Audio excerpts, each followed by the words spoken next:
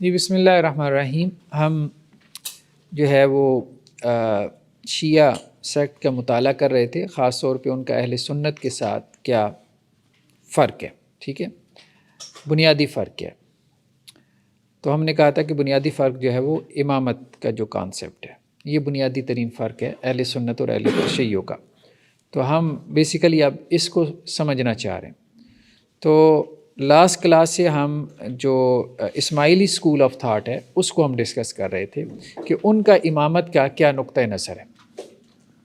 تو ہم نے کہا تھا کہ شیعہ سیکٹس میں امامت کے حوالے سے کوئی کنسنسس نہیں پایا جاتا، یعنی اس اعتبار سے تو ان کے یہاں کنسنسس ہے کہ حضرت علی جو ہے وہ اللہ کے رسول صلی اللہ علیہ وسلم نے ان کو وصی مقرر کیا تھا یا ان کو ولایت دی تھی، لیکن یہ ہے کہ امام کتنے ہیں اور کون امام ہے کون امام نہیں ہے، ٹھیک ہے، اور اس طرح کی اور بہت سی تفصیلات ہیں کہ جن میں ان کا اختلاف ہے. تو اسماعیلی جو ہم نے کہا تھا کہ شیعہ سیکٹ ہے، اس کے اوپر ایک بہت تحقیقی کتاب وہ ڈاکٹر زاہد علی کی ہے، جو کہ خود اسماعیلی اسکول آف تھاٹ سے تعلق رکھتے ہیں. ہمارا اسماعیلی مذہب، مطلب اس کی حقیقت اور اس کا نظام دعوت ہو گیا، نظام تربیت ہو گیا، اس کو انہوں نے ایکسپلور کیا. ان کی اور بھی کتابیں ہیں، تاریخ فاطمیین کے نام سے بھی ان کی کتاب ہے، جس میں انہوں نے فاطمی جو خلفاء تھے، جو اسماعیلی خلفاء تھے، ان کی ہسٹری جو ہے وہ انہوں نے کمپائل کی ہے. تو بہرحال ان بائسڈ ہیں، اپنے ائمہ کا بہت احترام سے ذکر کرتے ہیں، وہ بات تو ہے، ٹھیک ہے، لیکن یہ ہے کہ کریٹیکلی دیکھتے ہیں اپنے مکتب فکر کو. جسے ہم نے کہا تھا نا کہ ہر مکتب فکر میں کچھ نہ کچھ ریفارمرز ہوتے ہیں. وہ آپ کو شیعہ میں بھی مل جائیں گے، وہ اہل سنت میں بھی مل جائیں گے، بریلوی دیوبندی اہل حدیث سب میں مل جائیں گے. اور عام طور پہ ہمارے ہاں جو ایکسٹریمسٹ ہوتے ہیں تو وہ یہ کہہ دیتے ہیں کہ جی یہ ہمارے مسلک سے نکل گیا، تو اس کی ریفارمز کو عام طور پہ ایکسیپٹ نہیں کیا جاتا. لیکن پھر بھی بہرحال وہ لوگ اپنے قوت بیان سے، اپنے استدلال سے اور اپنی لاجک سے اور اپنی ایفرٹ اور سٹرگل سے وہ ایک طبقہ پیدا کر لیتے ہیں ایسے لوگوں کا اپنے ہی اسکول آف تھاٹ میں، جو چیزوں کو کریٹیکلی دیکھنا شروع کر دیتا ہے اور اس روایت کے اندر، وہ جو روایت چلی آ رہی ہوتی ہے اس کے اندر جو خرابیاں آئی ہوتی ہیں تو وہ اس کی اصلاح کی کوشش کرتے ہیں. ان کو ہم ریفارمرز کہتے ہیں. تو ان میں ایک ڈاکٹر زاہد علی بھی ہیں ان ریفارمرز میں، کہ جو یہ چاہتے ہیں کہ جی اسماعیلی جو اسکول آف تھاٹ ہے اس میں کچھ ریفارمیشن ہوں اور اس میں کافی کچھ اصلاح کی جو ہے وہ گنجائش موجود ہے. آج ہم دیکھیں گے بھی تو آپ بھی کہیں گے کہ بہت زیادہ گنجائش موجود ہے. تو لاسٹ ٹائم تو ہم نے یہ دیکھا تھا کہ ان کا بنیادی فرق کیا ہے اثنا عشریہ کے ساتھ. ٹھیک ہے، اثنا عشریہ کا اور اسماعیلی اسکول آف تھاٹ کا امامت کے حوالے سے کیا فرق ہے. تو ایک تو ہم نے کہا تھا کہ امام ابو جعفر صادق علیہ الرحمہ جو تھے، تو امام ابو جعفر صادق جو ہے ان کے 4 بیٹوں نے امامت کا دعویٰ کیا تھا 8 میں سے، اور جو ان کے بڑے بیٹے جو نجیب الطرفین سادات میں سے بھی ہیں، یعنی دونوں طرف سے سادات میں سے ہیں، مولانا اسماعیل، تو جو ان کی امامت کے قائل ہیں ان کو اسماعیلیہ کہتے ہیں. جو اس سے چھوٹے بیٹے عبداللہ افتح کی امامت کے قائل ہیں ان کو فتحیہ کہتے ہیں، اور جو ان سے چھوٹے بیٹے موسیٰ کاظم کی امامت کے قائل ہیں وہ موسویہ یا پھر اثنا عشریہ یا امامیہ کہلاتے ہیں، 12ers کہلاتے ہیں. تو ایک تو بڑا فرق ان میں یہ تھا اثنا عشریہ میں اور اسماعیلیہ میں کہ متعین امام کون ہے، امام جعفر صادق کی اولاد میں سے امام کون ہے. تو اسماعیلیہ اس طرف چلے گئے کہ بڑا بیٹا امام ہے، ٹھیک ہے، اور امام جعفر صادق علیہ رحمہ نے ان کے اوپر نص کی تھی، بڑے بیٹے پہ نص کی تھی. باقی ان کے بڑے بیٹے کی وفات ہو گئی تھی امام جعفر صادق کے زمانے میں، تو وہ کہتے ہیں انہوں نے تقیہ کیا تھا امام جعفر صادق نے، اور موسیٰ کاظم علیہ رحمہ کو، چھوٹے بھائی کو، انہوں نے حجاب مقرر کیا تھا تاکہ جو اصل امام ہے اس کو بچایا جا سکے. لیکن موسیٰ کاظم اس بات کو سمجھ نہیں پائے اور انہوں نے کیا کام کیا، موسیٰ کاظم نے خود ہی اپنے لیے امامت کا دعویٰ کر دیا. یہ اسماعیلیہ کا آپ کہہ لیں تھیسس ہے. تو اب ہم آگے چلتے ہیں. اسماعیلیہ نے 3 ڈیبیٹس پیدا کی بڑی. اثنا عشریہ کے حوالے سے بھی ہم تفصیل میں جائیں گے، لیکن ابھی چونکہ اسماعیلیہ کا چل پڑا تذکرہ، تو ایک تو ڈیبیٹ ان کے یہاں یہ پیدا ہوئی کہ امام جو ہے وہ نبی سے افضل ہے کہ نہیں ہے. یہ ان کے یہاں بھی ڈیبیٹ پیدا ہوئی ہے، اور اس میں ان کے کئی ایک مکاتب فکر بن گئے.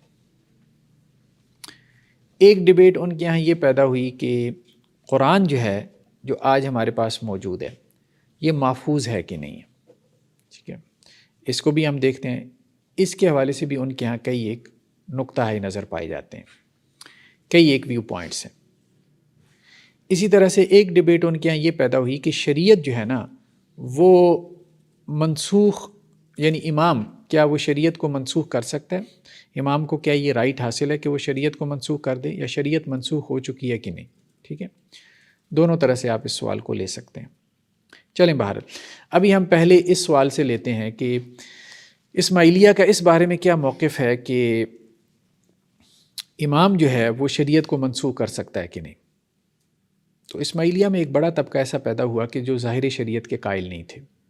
اسماعیلیہ میں سے ہم نے کہا تھا بہت سی آف شوٹس نکلیں، بہت سے فرو نکلیں، بہت سے آگے بھی ان سے سیکٹس نکلے، جن میں سے بعض ایسے بھی تھے کہ جن کو باطنیہ کہا جاتا تھا، یعنی جو باطن کے قائل تھے۔ ظاہر شریعت کو انہوں نے معطل کر دیا تھا۔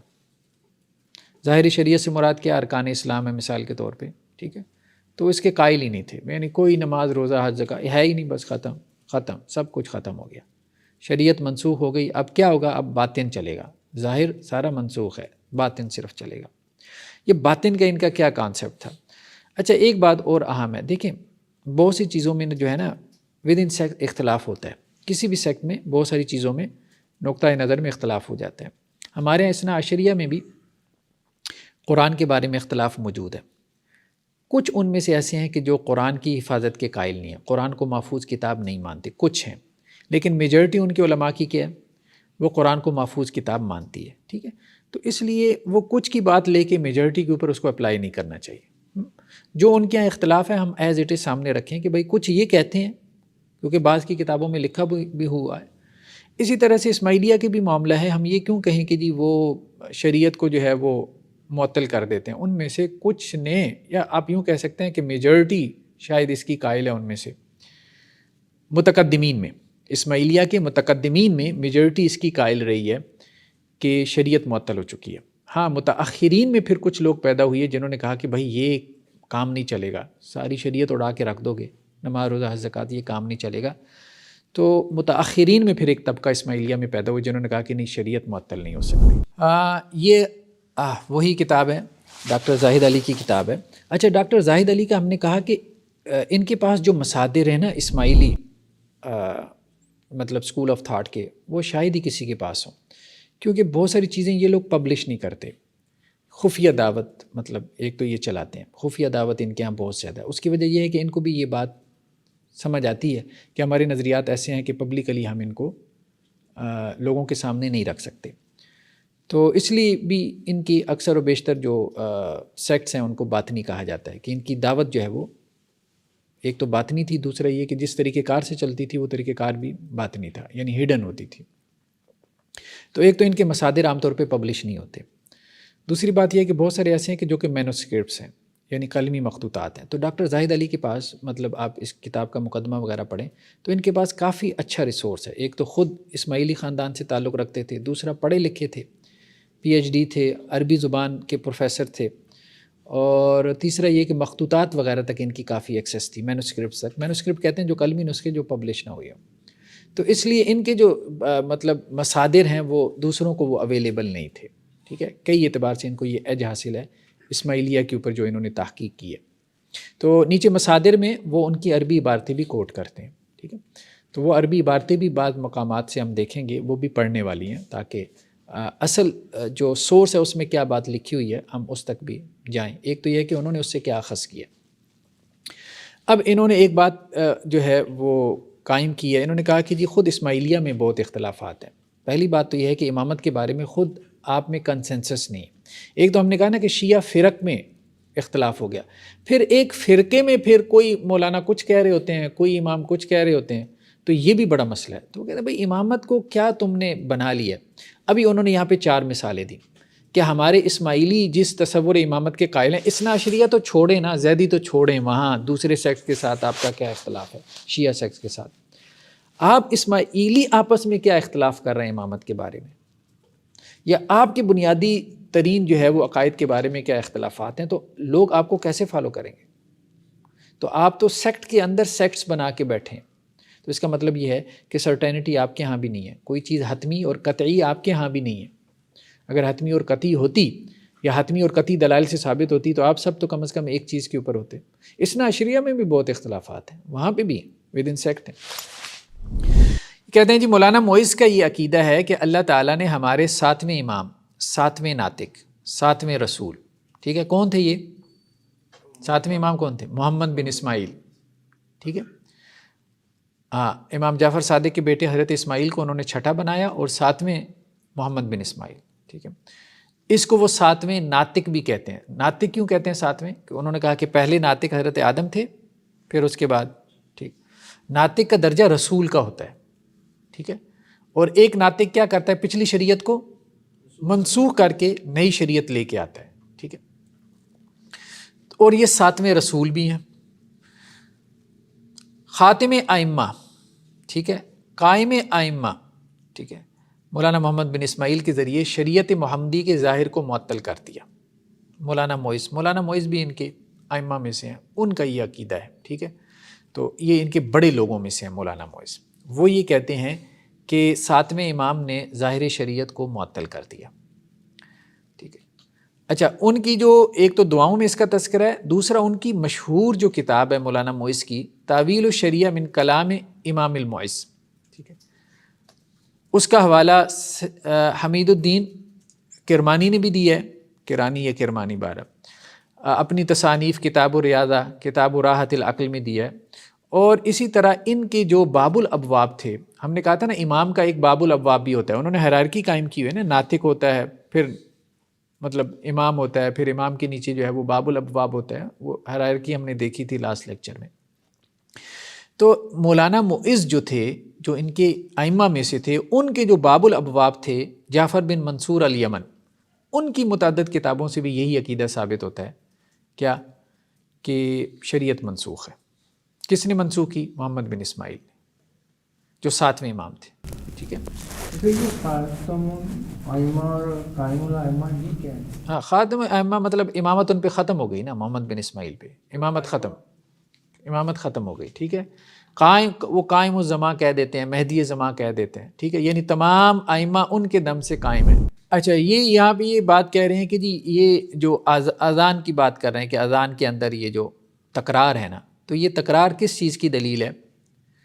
اس چیز کی دلیل ہے کہ قائم جو ہے نا، دلیل علی القائم ينسخ بشریعتہ کل شریعہ، کہ قائم کیا کرے گا؟ ہر شریعت کو اپنی شریعت کے ذریعے منسوخ کر دے گا، ٹھیک ہے، قد تقدمت، جو اس سے پہلے گزر چکی تمام شریعتیں وہ منسوخ کر دے گا۔ ولا یحدث شریعہ، اور کوئی نئی شریعت نہیں لے کے آئے گا۔ وانما یاتی بباطن الشرائع والصحف، بلکہ وہ باطنی شریعت لے کے آئے گا، اور باطنی جو ہے وہ صحیفے لے کے آئے گا، یعنی علم باطن۔ وہ جیسے بعض حضرات صوفیاء میں بھی یہ بات چلتی ہے نا کہ یہ ایک علم ظاہر ہے، کہ مولویوں کے پاس تو علم ظاہر ہے، قرآن اور سنت رسول صلی اللہ علیہ وسلم، اور ایک اللہ کے رسول صلی اللہ علیہ وسلم سے سینہ بسینہ ایک علم ٹرانسفر ہو رہا ہے، اور اس میں بھی عام طور پہ کیا کرتے ہیں؟ حضرت علی رضی اللہ عنہ کو وہ مصدر بنا لیتے ہیں، ٹھیک ہے۔ ہمارے صوفیاء کے اکثر سلسلے حضرت علی پہ جا کے ختم ہوتے ہیں، حالانکہ ختم تو حضرت ابوبکر صدیق رضی اللہ عنہ پہ ہونے چاہیے تھے، سوائے نقشبندیہ کے۔ نقشبندیہ چلیں وہ حضرت ابوبکر صدیق تک لے کے جاتے ہیں رضی اللہ عنہ، باقی سارے تو باطنی علم بنائے بیٹھے ہیں۔ وہ باطنی علم جو ہے وہ ٹرانسفر ہوتا ہے سینہ بسینہ، اور وہ باطنی علم کیا ہے وہ آگے چل کے ہم کھولتے ہیں کہ وہ اس کے کیا کیا مطلب، اللہ معافی دے کے انسان کہتا ہے پتہ نہیں کہاں سے لے آتے ہیں یہ چیزیں، ٹھیک ہے۔ آج ہم مطلب لبرل طبقے کو کہتے ہیں کہ انہوں نے قرآن کو کھیل تماشا بنا رکھا ہے، یقین مانے ایسی ایسی قرآن مجید کی تفاسیر ہمارے ہاں یہ صوفیاء حضرات کر گئے ہیں، اور یہ باطنی جو تفسیر کرنے والے لوگ ہیں، علم باطن کے قائل ہیں، کہ انسان کہتا ہے اللہ کی پناہ، وہ لبرل بھی سن لیں، وہ کہیں کہ ہم مسلمان ہیں ہاں ٹھیک ہے، ایسی باتیں کر گئے۔ قرآن کو جیسا کھیل تماشا انہوں نے بنایا ہے، اللہ کی پناہ۔ اور پھر یہ ہے کہ آپس میں وہ ان کی تفسیریں بھی جو ہے وہ ایک کی مطلب نارتھ پول میں ہوتی ہے، دوسری کی ساؤتھ پول میں ہوتی ہے۔ اچھا جی، وَالسَّابِعُهُمْ القائم، 7واں ان کا کیا ہے؟ قائم ہے۔ یظہر ما ستروا، جو پچھلوں نے چھپایا تھا نا وہ اس کو ظاہر کرے گا، یعنی علم باطن۔ ناطق جو ہے، جو پچھلے جو رسول ہوتے ہیں وہ باطن کو ظاہر نہیں کرتے، تو یہ امام آتا ہے، یہ اصل میں کیا کرتا ہے؟ یہ باطن کو ظاہر کرتا ہے۔ انہوں نے رسول اور امام میں یہی فرق کیا تھا نا، کیا رسول اور وصی میں کیا فرق کیا تھا؟ کہ رسول جو ہے وہ ظاہر کی تعلیم دیتا ہے، اور وصی اور امام کیا کرتا ہے؟ باطن کی تعلیم دیتا ہے۔ تو رسول نے تو باطن چھپا کے رکھا، تو یہ تو امام نے آ کے ظاہر کیا۔ وَيُبْطِلُ الْعَمَلَ كَمَا أَبْطَلَ كُلُّ نَبِيٍّ شَرِيعَةً مَّن تَقْدُمُهُ، اور وہ کیا کرتا ہے؟ جو قائم الزماں ہے، جو ساتواں امام ہے، وہ کیا کرتا ہے؟ ہر اس عمل کو باطل قرار دے دیتا ہے، جیسا کہ پہلے نبیوں نے کیا کیا کہ اپنے سے پہلی شریعتوں کو باطل قرار دے دیا۔ ٹھیک ہے، ان القائم بالتاویل المجرد یرفض ظاہر العمل ولا یرفض العقلیات، ہاں عقلیات کا انکار نہیں کرتا لیکن ظاہر عمل سب ریجیکٹڈ ہو جاتا ہے قائم الزمان۔ تو ایک تو یہ آپ دیکھ رہے ہیں کہ جی یہ کہہ رہے ہیں کہ جی یہ قائم الزمان جو ہے ہمارے جو ساتویں، باطن سے مراد وہ باطن آگے ہم سمجھتے ہیں کہ وہ باطن سے کیا مراد لیتے ہیں، ٹھیک ہے، اس کو ہم آگے دیکھتے ہیں۔ یہ اتنا آسان نہیں ہے کہ ان کا باطن کیا ہے۔ جی آگے کیا کہہ رہے ہیں جی، یہ ایک اور، یہ تو خیر تعویل و شریعہ کے پیج نمبر 5 سے 23 اور 60 سے 148 تک انہوں نے یہ کچھ عبارتیں اٹھائی ہیں۔ آگے وہ کہہ رہے ہیں کہ جی جعفر بن منصور الیمن جو کہ باب الابواب تھے ان کے، مولانا موئس کے، ان کی جو ہے وہ سورہ نساء کی یہ تعویل ہے، اس کو تفسیر بھی نہیں کہتے، تعویل کہتے ہیں، وہ جو ان کو معنی سجائی دیتا ہے وہ تو یہی سمجھتے ہیں بھائی اللہ کی طرف سے آ رہا ہے، ٹھیک ہے، وہ قرآن کا جو معنی ہے وہ تو یہی سمجھتے ہیں بھائی اللہ کی طرف سے اتر رہا ہے۔ وہ جو اثنا عشریہ کے بیان میں ہم نے دیکھا تھا نا کہ جی فرشتے آتے ہیں، تو یہ ان سب کا یہی موقف ہے کہ یہ اللہ کی طرف سے آ رہا ہے جو ہمیں سجائی دے رہے ہیں۔ وفی عصر القائم یظہر التاویل محضاً، قائم الزماں جو ہے ساتویں جو ہوں گے ان کے زمانے میں محض تعویل ظاہر ہوگی، ٹھیک ہے، تفسیر نہیں ہوگی۔ تفسیر تو وہ ہوتی ہے نا جو ظاہر کے مطابق کی جاتی ہے، نماز پڑھو، روزہ رکھو ہے، ٹھیک ہے، چوری کی حد قائم کرو۔ ایک ہے تعویل، اس کا پوشیدہ معنی، قرآن مجید کی ہر آیت کا ایک پوشیدہ معنی جو عام بندے کو نہیں معلوم ہو سکتا، ان علماء کو نہیں معلوم ہو سکتا، وہ تو اللہ کی طرف سے ہی آتا ہے۔ اب وہ معنی جب آپ دیکھتے ہیں تو آپ کہتے ہیں بھئی لگتا تو نہیں اللہ کی طرف سے آیا ہوگا، یہ تو شیطان کی طرف سے ہی آ سکتا ہے، ٹھیک ہے۔ وہ آپ دیکھیں کہ ایسے ایسے معنی ہیں کہ خود ان کے سامنے رکھے جائیں تو یہ اس پہ مطمئن نہ ہو، یعنی اس کو آپ سامنے بٹھائیں نا اور اسے کہیں کہ یار اب بتاؤ مجھے یہ معنی کر سکتے ہو تم، مطلب کچھ سینسز میں ہو، تو وہ خود بھی اون نہیں کرے گا، چپ ہو جائے گا، لیکن کر جاتے ہیں، پھر بھی کر جاتے ہیں۔ چلیے، القائم لا شریعت لہ، قائم الزماں اس کی کوئی شریعت نہیں ہے، بل ہوا یزیل الشرائع، بلکہ وہ پہلی شریعتوں کو منسوخ کرے گا، وینسخھا باقامت التاویل، اور وہ پچھلی شریعتوں کو منسوخ کرے گا اپنی تعویل کے ذریعے سے، باقامت التاویل المحض، محض تعویل ہوگی، تعویل محض کے ذریعے سے۔ تو یہ انہوں نے جو ہے، اب وہ بہرحال ساتویں نے کوئی تعویلات کی کہ نہیں کی، لیکن انہوں نے بہت ساری کر لی، انہوں نے بہت ساری کر لی۔ تو ایک تو ہم نے کہا کہ مولانا معز، انہوں نے کہا کہ جی شریعت جو ہے نا وہ ساتویں نے منسوخ کر دی، ظاہر شریعت منسوخ ہے، صرف باطن پہ عمل ہوگا۔ باطن کیا ہے؟ باطن وہ پھر امام بتائے گا، ٹھیک۔ اور مولانا معز کے جو باب الابواب تھے جعفر بن منصور یمن، ان کا بھی یہی نقطہ نظر تھا۔ ہاں ان میں ایک حمید الدین کرمانی ہے، حمید الدین کرمانی متاخرین میں سے ہیں، اسماعیلیہ میں سے، ٹھیک ہے۔ حمید الدین کرمانی کے سوا جیسا کہ ابھی معلوم ہوگا دائیوں کی یہی تعلیم ہے کہ قائم القیامہ کے عہد میں شریعت کے اعمال مرتفع ہو جائیں گے، یعنی باقی نہ رہیں گے۔ کہا جاتا ہے کہ جس طرح آدم کے عہد میں کوئی شریعت نہ تھی، اسی طرح قائم القیامہ کے زمانے میں بھی کوئی شریعت نہیں ہوگی، یعنی ساتویں کے بعد، ساتویں کا زمانہ کب تک چلے گا؟ قیامت تک، ٹھیک ہے، ساتواں امام تو اب قیامت تک چلے گا نا۔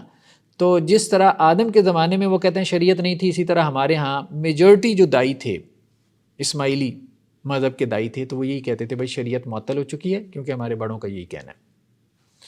ہمارے زمانے میں اس عقیدے کے حقیقی نمائندے وہ اسماعیلی ہیں جو خوجے کہلاتے ہیں۔ کون سے اسماعیلی؟ آغا خانی، ٹھیک ہے، ان کی میجورٹی وہ کہہ رہے ہیں کہ وہ اس عقیدے کی حامل ہے۔ انہیں اصلی اسماعیلی کہنا بجا اور درست ہے، کیونکہ اسماعیلیہ کے متقدمین کا یہی عقیدہ تھا کہ ظاہر شریعت معطل ہے۔ ہاں ان میں سے کچھ جیسے حمید الدین کرمانی وغیرہ نے محنت کی ہے کہ ظاہری شریعت کو معطل نہ کرو، اتنا آگے نہ جاؤ۔ ان کے ایک عالم کا قول ہم نے اپنی کتاب تاریخ فاطمیین مصر میں نقل کیا، جس کا خلاصہ یہ ہے کہ امام کو رفع شریعت یعنی شریعت اٹھا دینے کا حق حاصل ہے۔ وہ کہتے ہیں اس کو منصوص من اللہ ہے، وہ اللہ کی طرف سے، ٹھیک ہے امام، تو وہ جب چاہے کہے کہ جی اس دفعہ جو ہے وہ رمضان کے روزے معاف، 1 سال کی نمازیں پڑھنے کی کوئی ضرورت نہیں ہے، حج جو ہے وہ میں نے ختم کر دیا، تو یہ امام کو حق حاصل ہے رفع شریعت کا۔ حدود میں نے ختم کر دی، شراب میں نے حلال کر دی، زنا کو میں نے حلال کر دیا، سود میں نے حلال کر دیا، تو امام کو شریعت کو ختم کرنے کا حق حاصل ہے، ٹھیک ہے۔ وہ جب چاہے شریعت اٹھا سکتا ہے اور جب چاہے اسے جاری کر سکتا ہے۔ کچھ عرصے کے لیے وہ کہے کہ جی بس شریعت ختم، پھر 5 سال بعد کہ ہاں بھائی پھر جاری ہو گئی، مطلب جیسے کوئی ملک کا قانون ہوتا ہے، کوئی بادشاہ ہے وہ کوئی قانون جاری کر دے، لاگو کر دے، جب چاہے اس قانون کو ختم کر دے۔ ہاں، شریعت سے مراد یہی ارکان اسلام وغیرہ، حلال حرام کا جتنا کانسیپٹ ہے آپ کا حلال حرام کا، ٹھیک ہے۔ اب کچھ نہ کچھ تو ان کے ہاں بھی ہے نا، ایسا تو نہیں ہے۔ چنانچہ ان کے 5ویں امام حسن علی ذکر السلام نے 559 میں ایک موقع پہ شریعت کو رفع کر دیا تھا، یعنی یہ ہوا ہے، پریکٹس ہوئی ہے اس کی، ٹھیک ہے۔ 12 کے بعد جو 5واں امام تھا نا، 12 کے بعد، 12ویں تو ان کے مہدی تھے نا، اس کے بعد پھر جو 5ویں امام تھے تو انہوں نے شریعت کو رفع کر دیا تھا۔ کئی سال بعد امام موصوف کے پوتے نے پھر شریعت جاری کر دی، ٹھیک ہے۔ تو سید حمید الدین کرمانی جو مولانا معز کے پوتے اور مولانا حاکم کے باب الابواب ہیں، وہ کیا کہتے ہیں؟ وہ یہ کہتے ہیں کہ بھئی یہ اعتقاد سقیم ہے، یہ شریعت کو اٹھانے والا یہ اعتقاد ٹھیک نہیں ہے، ہر زمانے میں شریعت کا ہونا ضروری ہے، قائم القیامہ بھی اس سے مستثنیٰ نہیں ہو سکتے۔ مولانا معز نے تعطیل شریعت کی ابتدا مولانا محمد بن اسماعیل کے ایسے بتائی۔ مطلب یہ مسئلہ ان کے یہاں اختلافی ہے کہ شریعت جو ہے وہ معطل ہے یا شریعت کے اوپر عمل ہوگا، اور دوسرا یہ کہ کیا امام کے پاس یہ حق ہے کہ وہ شریعت کو معطل کر سکتا ہے یا نہیں۔ تو متقدمین جو اسماعیلیہ ہیں ان میں میجورٹی اسی کی قائل رہی کہ امام کے پاس یہ حق ہے کہ وہ شریعت کو معطل کر سکتا ہے، اور شریعت معطل ہو چکی ہے۔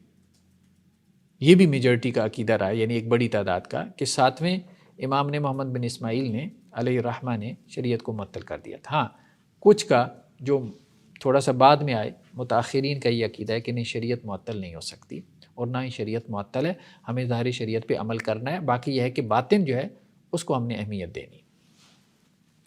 دوسری چیز جس میں ان کا اختلاف ہوا وہ یہ کہ قرآن ہمارے پاس محفوظ ہے کہ نہیں،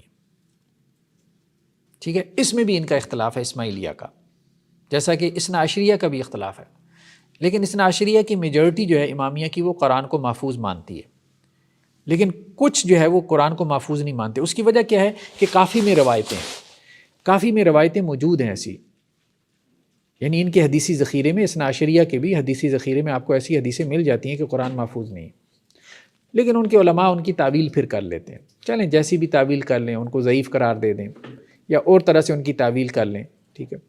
تو اگر وہ قرآن کو محفوظ مان رہے ہیں تو ہمیں ان کے اوپر کوئی عقیدہ تھوپنے کی ضرورت نہیں ہے کہ بھئی آپ محفوظ نہیں مانتے۔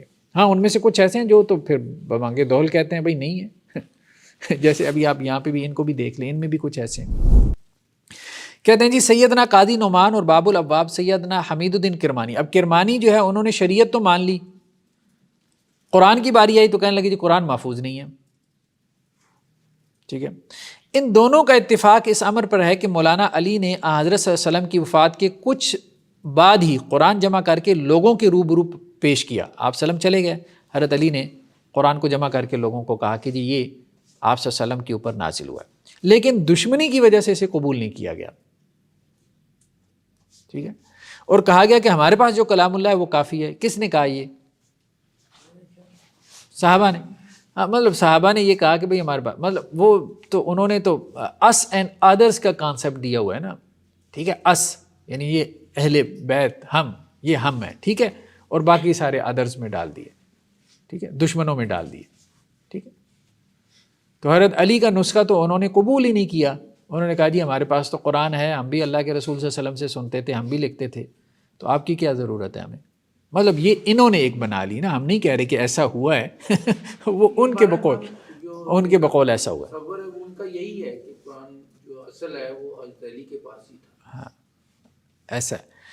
اور کہا گیا کہ ہمارے پاس جو کلام اللہ ہے وہ کافی ہے. آپ اپنا نسخہ واپس لے گئے, حضرت علی واپس لے گئے, اور یہ فرمایا کہ اب قائم کے سوا اسے کوئی نہیں کھولے گا, اب مہدی آ کے کھولے گا. اب تمہاری یہ ہے کہ سزا یہی ہے کہ بغیر قرآن کے جو ہے وہ ساری زندگی رہو. ٹھیک ہے. سیدنا جعفر بن منصور الیمن ایک طویل بحث میں یہ فرماتے ہیں کہ جس طرح یہود و نصارہ نے اصلی تورات و انجیل کو چھوڑ کر اپنی رائے اور قیاس سے علیحدہ کتابیں جمع کر لیں, ٹھیک ہے, مسلمانوں نے بھی اسی طرح کیا, یعنی قیاس اور رائے سے قرآن جمع کیا. رسول خدا صلی اللہ علیہ وسلم نے کلام اللہ جمع کر کے اسے اپنے اصحاب کے سامنے اپنے وسیع کے سپرد فرمایا. آپ صلی اللہ علیہ وسلم نے کلام اللہ جمع کر کے, یعنی اور لوگ تو جیسے سنتے ہی نہیں تھے نا, نہ نمازوں میں سنتے تھے, نہ لکھتے تھے, نہ یاد کرتے تھے, بس اللہ کے رسول صلی اللہ علیہ وسلم صرف حضرت علی کو ہی دیتے تھے یا انہی کو سناتے تھے. عجیب و غریب قسم کی مطلب نقطہ نظر ہے. یہ لوگ اس سے بے پرواہ ہو گئے اور اپنی رائے اور قیاس سے ایک الگ قرآن جمع کیا. ٹھیک ہے.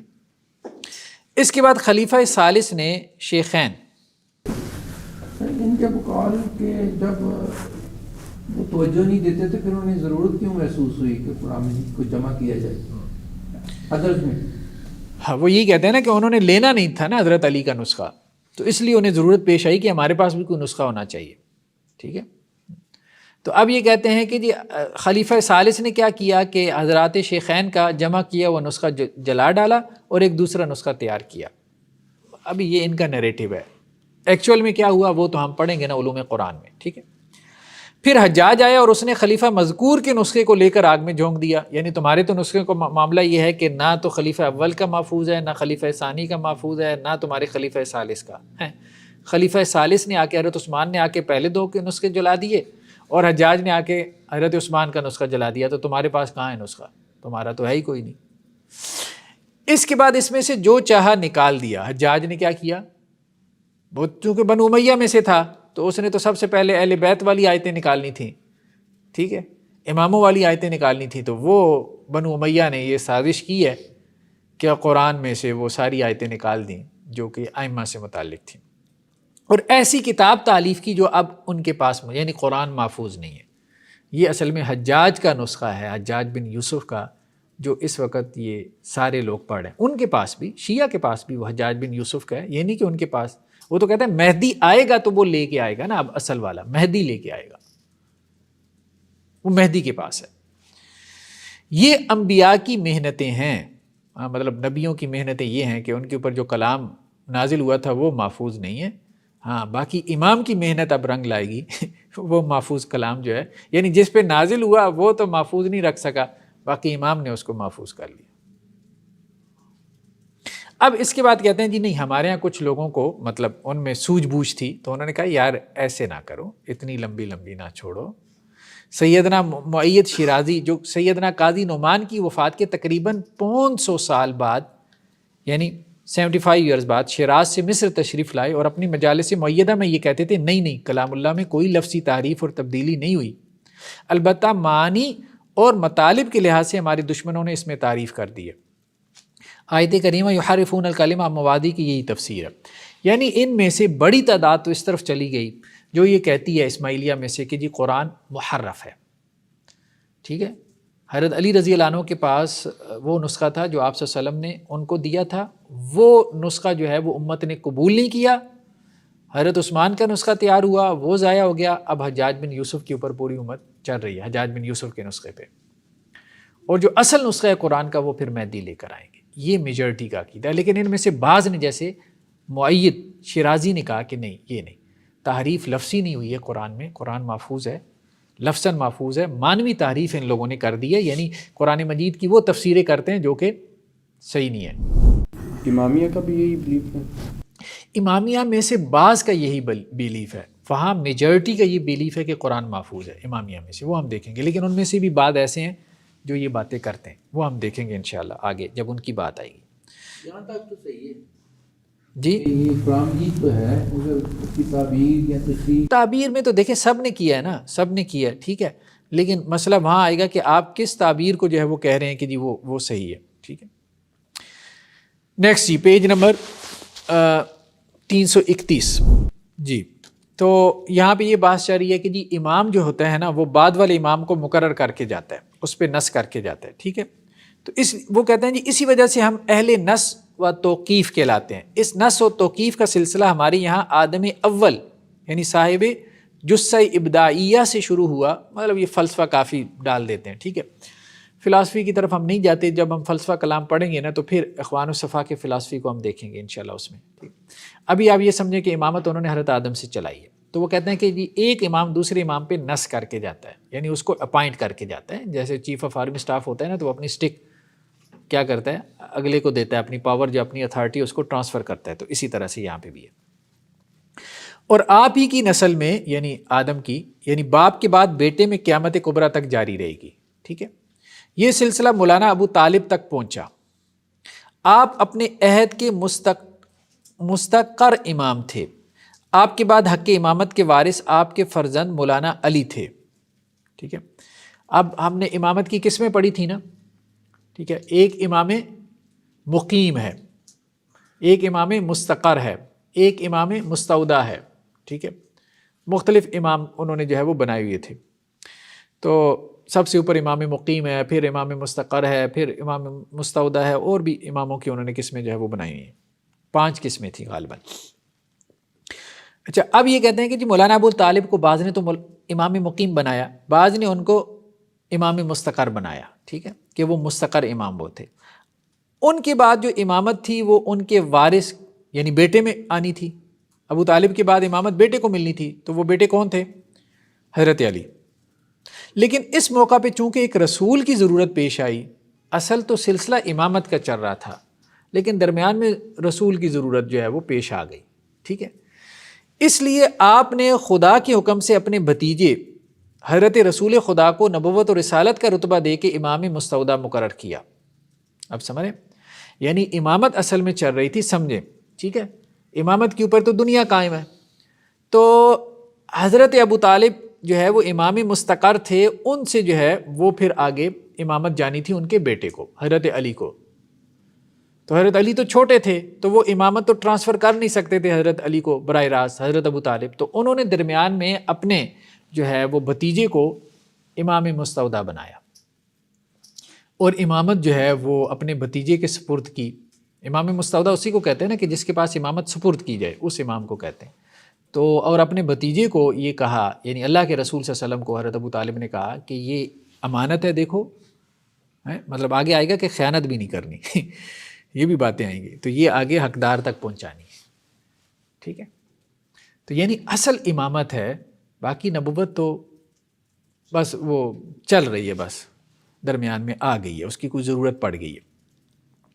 اور آپ کو یہ وصیت کی، حضرت ابو طالب نے آپ صلی اللہ علیہ وسلم کو یہ وصیت کی کہ آپ اپنے بعد مولانا علی کو اپنا قائم مقام بنائیں، ٹھیک ہے. آپ اصل امام نہیں ہیں، آپ کے پاس یہ امانت ہے، یہ امانت آپ نے سپرد کرنی ہے میرے بیٹے کی.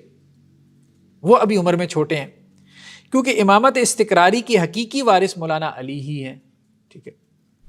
تو اب جو ہے ایک بات یہاں پر یہ چلی، یعنی ہم نے کہا تھا نا 3 جگہ پہ اختلاف ہوا ان کا. ایک اختلاف تو ان کا ہوا کہ شریعت جو ہے وہ معطل ہو گئی ہے یا امام شریعت کو معطل کر سکتا ہے کہ نہیں، ٹھیک ہے. تو میجورٹی نے کہا کہ معطل کر سکتا ہے متقدمین میں سے.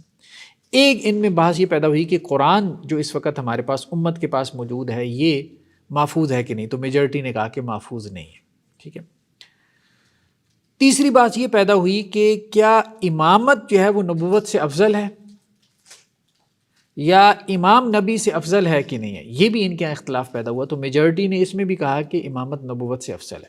یعنی وہی بات جو ہم نے کہی تھی نا کہ جیسے نبوت ایسے معلوم ہوتا ہے جیسے وہ فرع ہو، کوئی شاخ ہو امامت کی، اور اصل امامت ہے. میجورٹی کا نقطہ نظر یہی معلوم ہوتا ہے. تو ابھی آپ یہ عبارتیں دیکھیں گے تو آپ کو اندازہ ہوگا. اگر رسول کی ضرورت نہ ہوتی تو مولانا ابو طالب مولانا علی پر ہی نص کرتے اور آپ کو اپنا خلیفہ مقرر کرتے، ٹھیک ہے. یعنی اصل میں تو درمیان میں بس رسول کی ضرورت پڑ گئی تو اس لیے آپ صلی اللہ علیہ وسلم کو امام مستودع مقرر کر دیا گیا، ورنہ تو اصل میں تو ابو طالب کے بعد نمبر کس کا تھا؟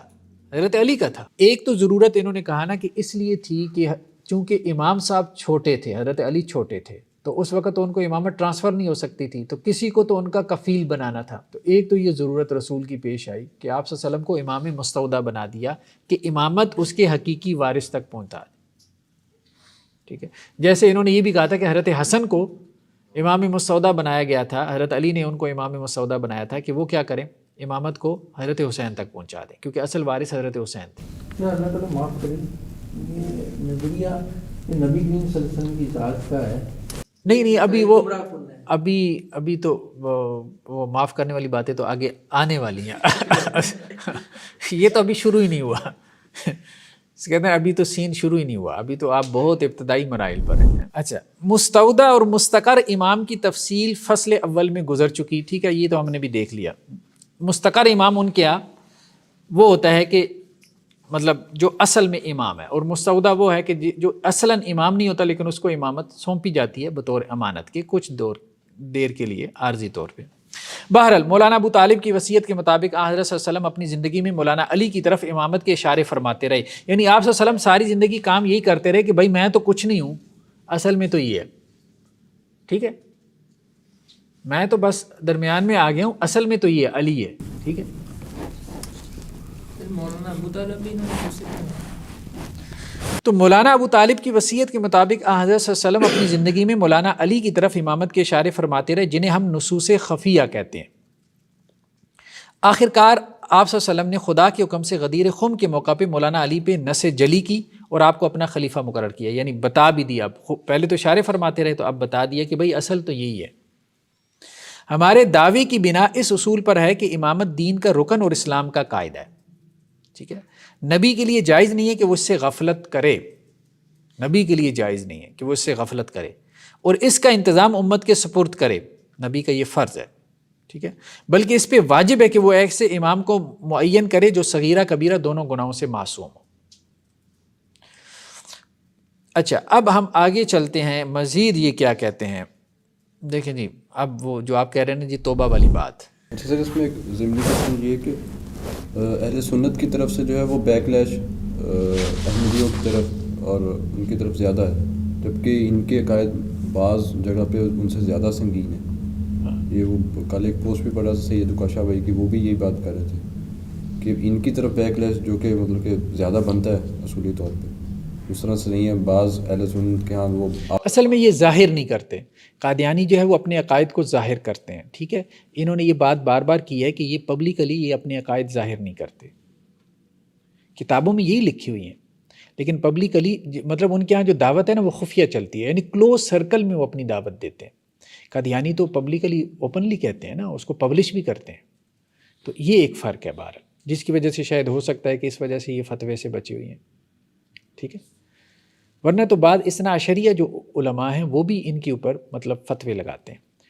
لیکن اصل چیز یہ ہے کہ ایک دائی جو ہے نا، ایک مسلح کی حیثیت سے آپ اگر بات کریں تو لوگوں کو سمجھانا چاہیے. بس اصل بات یہ سمجھانا چاہیے کہ اس کفر سے اس شرک سے کسی طرح سے وہ نکل آئے. اب مسئلہ یہ تھا کہ امام کا رتبہ بڑھانا تھا اور نبی کا رتبہ کم کرنا تھا. مطلب ساری گویا کہ اس بات پہ لگی ہوئی ہیں کہ کسی طرح سے نا نبی کے کوئی گناہ ثابت کر دیں. مطلب ایسا ہے کہ ساری اس بات پہ لگے ہیں کہ کسی طرح نبی کے گناہ ثابت کر دیں. یعنی امام تو ایسا معصوم ہے نا جس سے صغیرہ کبیرہ نہیں ہو سکتا، اور نبی معصوم نہیں ہے. نبی معصوم نہیں ہے، نبی سے گناہ ہو سکتا ہے لیکن ہاں اتنا مارجن نبی کو دے دیا کہ نبی جو ہے نا توبہ کر لیتے ہیں. اچھا، مولانا معز سے ان کے جو امام ہیں، کسی نے اللہ تعالیٰ کے کو لیغفر لک اللہ ما تقدم من ذنبک وما تأخر، یہ قرآن میں آیت آتی ہے نا. ٹھیک ہے، مشکل آیت ہے، انا فتحنا لک فتحا مبینا، کہ 26ویں پارے میں ہے، 26واں 27واں پارہ، 26واں پارہ سورہ فتح کے شروع کی آیات ہے کہ اے نبی صلی اللہ علیہ وسلم ہم نے آپ کو فتح مبین عطا کی صلح حدیبیہ کے موقع پہ. ٹھیک ہے، آگے کیا ہے، لیغفر لک اللہ ما تقدم من ذنبک وما تأخر، تاکہ اللہ تعالیٰ آپ کے کیا کرے، اگلے پچھلے لغزشوں سے درگزر کرے. اب یہاں پہ ترجمہ اور تفسیر میں کافی اختلاف ہے کہ اس سے کیا مراد ہے کہ آپ صلی اللہ علیہ وسلم کی اگلی پچھلی خطائیں. ٹھیک ہے، تو بعض اہل علم یا مفسرین اس طرف نکل جاتے ہیں کہ اصل میں مخاطب اللہ کے رسول صلی اللہ علیہ وسلم ہیں لیکن خطاب امت سے ہے. ٹھیک ہے، خطاب اصل میں امت سے ہے. اس طرح سے اور بھی اس کی تفاسیر وغیرہ کی جاتی ہیں، ہم ابھی اس میں نہیں جاتے، لیکن یہ تفسیر تو کوئی بھی نہیں نہ کر سکا، یہ کمال تو انہی کو حاصل ہے. ٹھیک ہے. ان سے مولانا معز سے کسی نے پوچھا کہ جی اس کی کیا تفسیر ہے، لیغفر لک اللہ ما تقدم من ذنبک وما تاخر. ٹھیک ہے، کہ نبی کا وہ کون سا گناہ ہے جو کچھ پہلے اور کچھ بعد صادر ہوا، یعنی آپ کے اگلے پچھلے کون سے گناہ تھے جو اللہ نے کہا کہ میں نے معاف کر دیے. یعنی اللہ نے معاف کر دی ہیں لیکن تھے کون سے. ٹھیک ہے. آپ نے فرمایا کہ وَوَضَعْنَا عَنْكَ وِزْرَكَ. ٹھیک ہے، یعنی یہ بھی ذنبک کے معنی میں ہے کہ ہم نے آپ سے کیا کیا، آپ کے بوجھ کو اتار رکھا. اے نبی تمہارا گناہ یہ ہے کہ تم نے شریعت کے ضمن میں حق اور حقیقت کو چھپا دیا، جس کی وجہ سے شکوک پیدا ہو گیا اور حقائق کا علم مخفی ہو گیا، اور تمہاری قوم مجبور ہو گئی کہ ان کے لیے کاشف اور فاتح مقرر کیا جائے جو ان کو رائے راست پر لائے. تمہارا حقیقت کو تمام لوگوں سے چھپانا ایک گناہ تھا جسے ہم نے معاف کیا. یعنی ایک شریعت کا ظاہر ہے اور ایک اس کا باطن ہے. ظاہر تو وہ ہے نا جو چھلکا ہے، اور باطن اصل میں اس کا مغز ہے.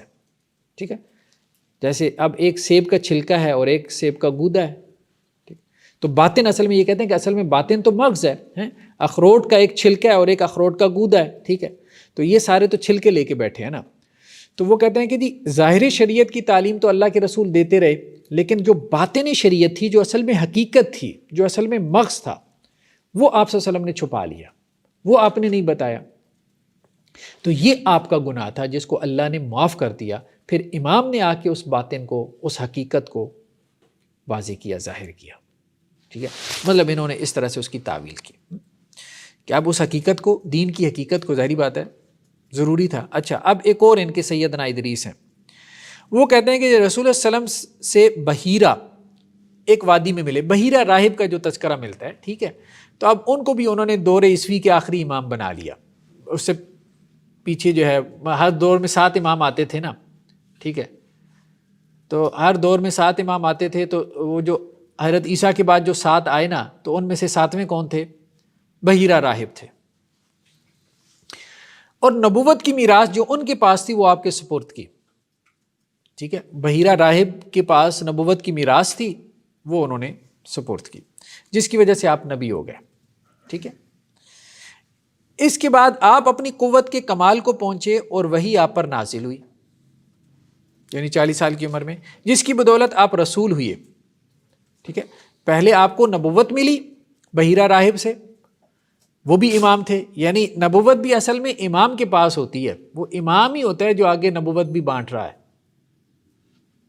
ہاں، رسالت جو ہے وہ وحی کے آنے سے ملی ہے. ٹھیک ہے، رسول آپ 40 سال کی عمر میں جا کے بنے، نبی تو آپ کو امام نے پہلے ہی بنا دیا تھا، بحیرہ راہب نے، جس کی بدولت آپ رسول ہوئی ہے. آپ کو یہ گمان پیدا ہوا کہ ابو طالب کے بعد میرے سوا کوئی امام نہیں ہے. اچھا، جب آپ کے اوپر وہی نازل ہوئی نا، تو آپ نے کہا میرے پاس نبوت بھی آ گئی، میرے پاس رسالت بھی آ گئی، اب امام بھی میں ہی ہوں. آپ صلی اللہ علیہ وسلم کو یہ خیال پیدا ہو گیا کہ امام بھی میں ہی ہوں. ٹھیک ہے، اس گمان کی وجہ سے ان موارد روحانیہ میں سے جو آپ کو حدود علویہ کے ذریعے پہنچتے تھے فطور پڑ گیا. تھوڑا سا مطلب مشکل عبارت ہے. ان مواد روحانیہ یعنی کہہ رہے ہیں کہ جی ہوا کیا ہے کہ جب آپ کے یہ خیال پیدا ہوا نا، تو یہ خیال تو بہرحال ٹھیک نہیں تھا. آپ نبی اور رسول تھے، امامت کے درجے کو تو آپ ابھی پہنچے ہی نہیں تھے آپ صلی اللہ علیہ وسلم. تو آپ صلی اللہ علیہ وسلم کو طلب پیدا ہوگی کہ امام مجھے بنا دیا جائے. تو یہ طلب کی وجہ سے اللہ نے وحی کا سلسلہ بند کر دیا کہ آپ نے اپنے مقام اور مرتبے سے بلند تر مقام اور مرتبہ کیوں طلب کر لیا، اس کی خواہش بھی کیوں کی آپ نے امامت کی. تو رسول اللہ صلی اللہ علیہ وسلم نے جب امامت کی خواہش کی تو وہ مواد روحانیہ جو حدود علویہ کے ذریعے سے پہنچ رہے تھے، آسمانوں سے جو مواد روحانیہ جو وحی نازل ہو رہی تھی، اس میں فطور پڑ گیا. یعنی فطرت وحی کا، فطرت وحی کو اصل میں انہوں نے واضح کیا ہے کہ جی وحی رکی کیوں تھی.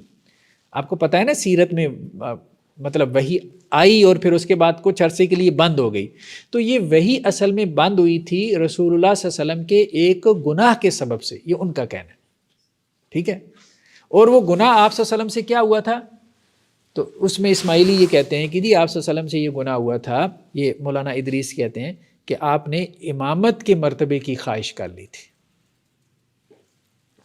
یہ آپ کا پہلا گناہ تھا. یہ دیکھیں نا آگے، یہ آپ کا پہلا گناہ تھا، ٹھیک ہے، کیونکہ آپ کے نفس نے ایک ایسا رتبہ حاصل کرنے کی کوشش کی جو آپ کا نہ تھا.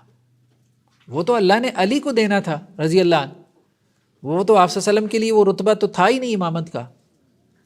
پھر آپ کو معلوم ہوا کہ اس میں تو اللہ کا ایک راز ہے اور حقیقی امام دوسرا ہے، یعنی مجھے اللہ نے نبی رسول بنایا ہے، مجھے امامت کی خواہش نہیں کرنی، امام اللہ نے کسی اور کو ہی بنایا.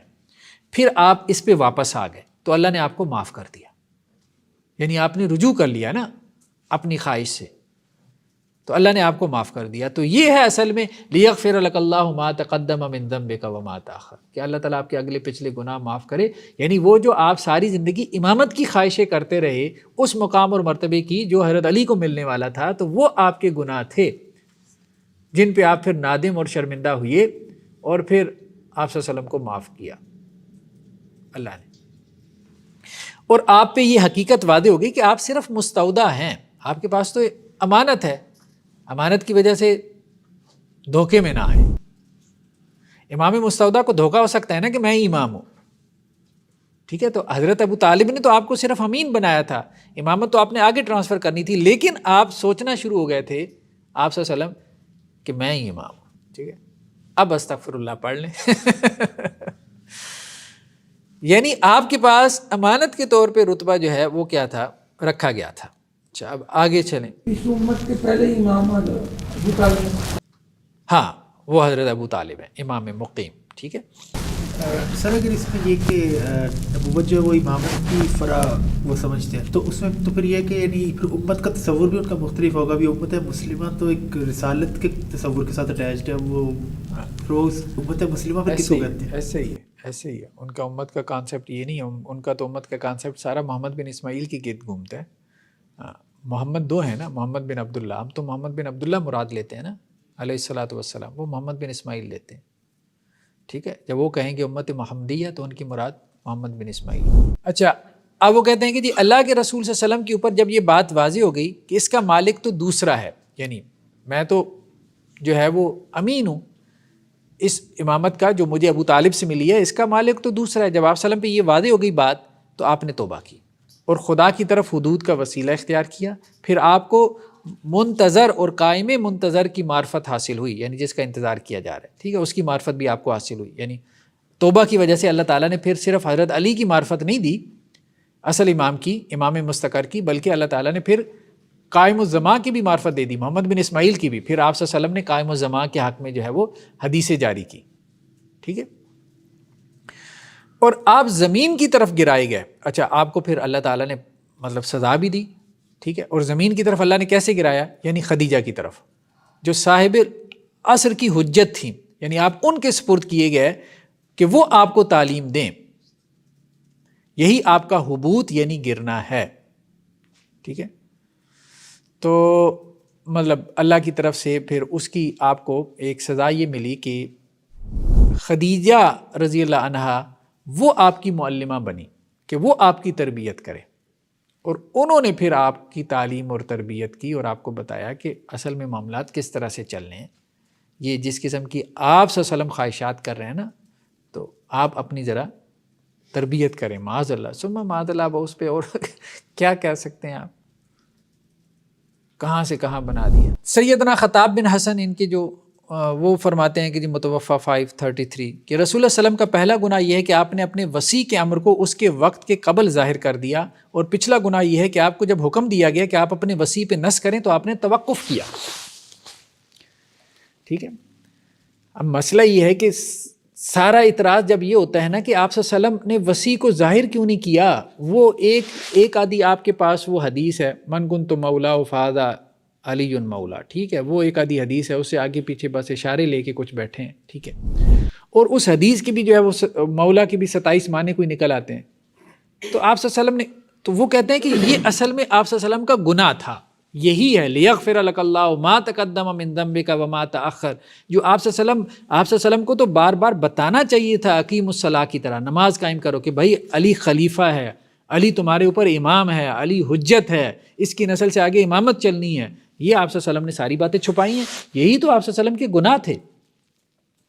وہ جو اہل سنت اعتراض کرتے ہیں نا کہ جی آپ صلی اللہ علیہ وسلم نے واضح کیوں نہیں کیا، واضح نصوص کیوں نہیں ہیں، مطلب اتنا کیا ہے کہ جی غدیر خم کے موقع پہ ایک آدھا جملہ کہہ دیا پورے 23 سالوں میں، اور وہ جملہ بھی ایسا اختلافی ہے، ٹھیک ہے، وہ بھی کوئی صریح اور قطعی نص نہیں ہے، اس کے معنی میں جو ہے وہ 27 قسم کے اختلافات ہیں. تو وہ کہتے ہیں کہ اصل میں یہی تو آپ صلی اللہ علیہ وسلم کا گناہ ہے جس کا قرآن میں ذکر ہوا ہے. یہ آپ نے اپنے وسیع عمل کو اس کے وقت سے قبل ظاہر کر دیا. ہاں اصل میں ایک ہے نا پچھلا گناہ اور ایک ہے اگلا گناہ، ٹھیک ہے. لیغفر لک اللہ ما تقدم من ذنبک وما تاخر، پچھلا اور اگلا، اگلے پچھلے دونوں گناہوں کا تعین کرنا چاہتے ہیں نا وہ. تو وہ کہتے ہیں جی پچھلا گناہ تو آپ صلی اللہ علیہ وسلم کا یہ ہے کہ وسیع کے امر کو اس کے وقت کے قبل ظاہر کر دیا، یعنی وقت سے پہلے جو ہے وہ آپ نے اس کی طرف اشارہ کر دیا، ٹھیک ہے.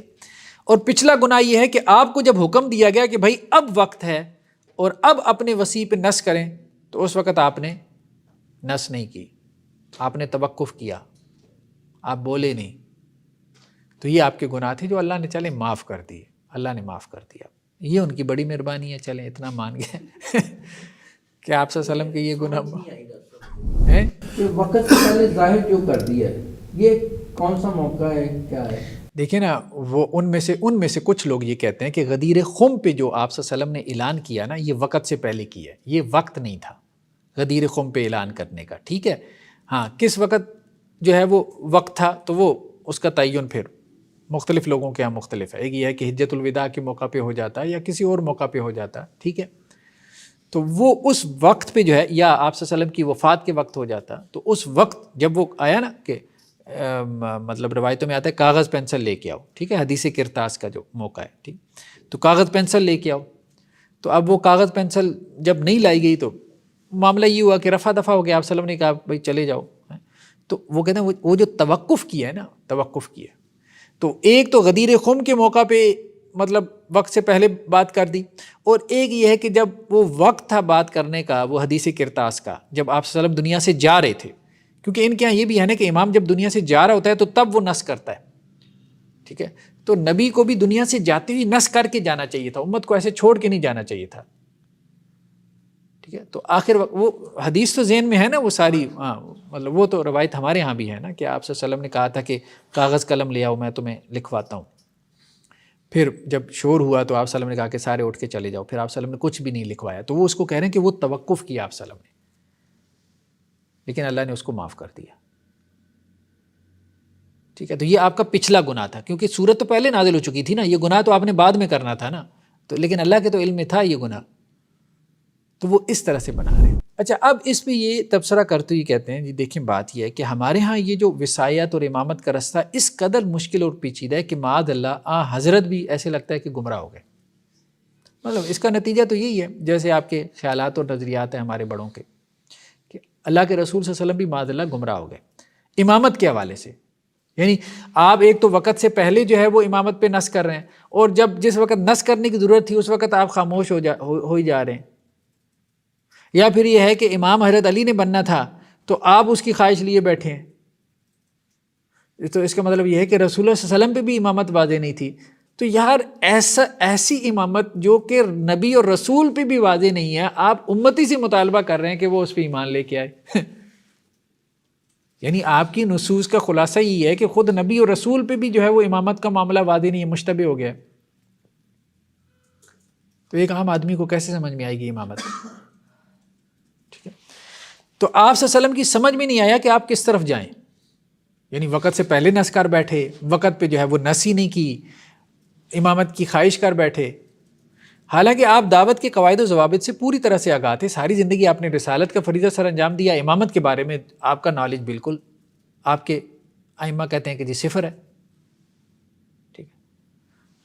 آپ سے گناہ صادر ہونے کی تائید میں سیدنا جعفر بن منصور یمن کا بیان گزر چکا کہ تمام انبیاء مرسلین جن میں حضرت بھی شامل ہے ان سے گناہ ہوئے.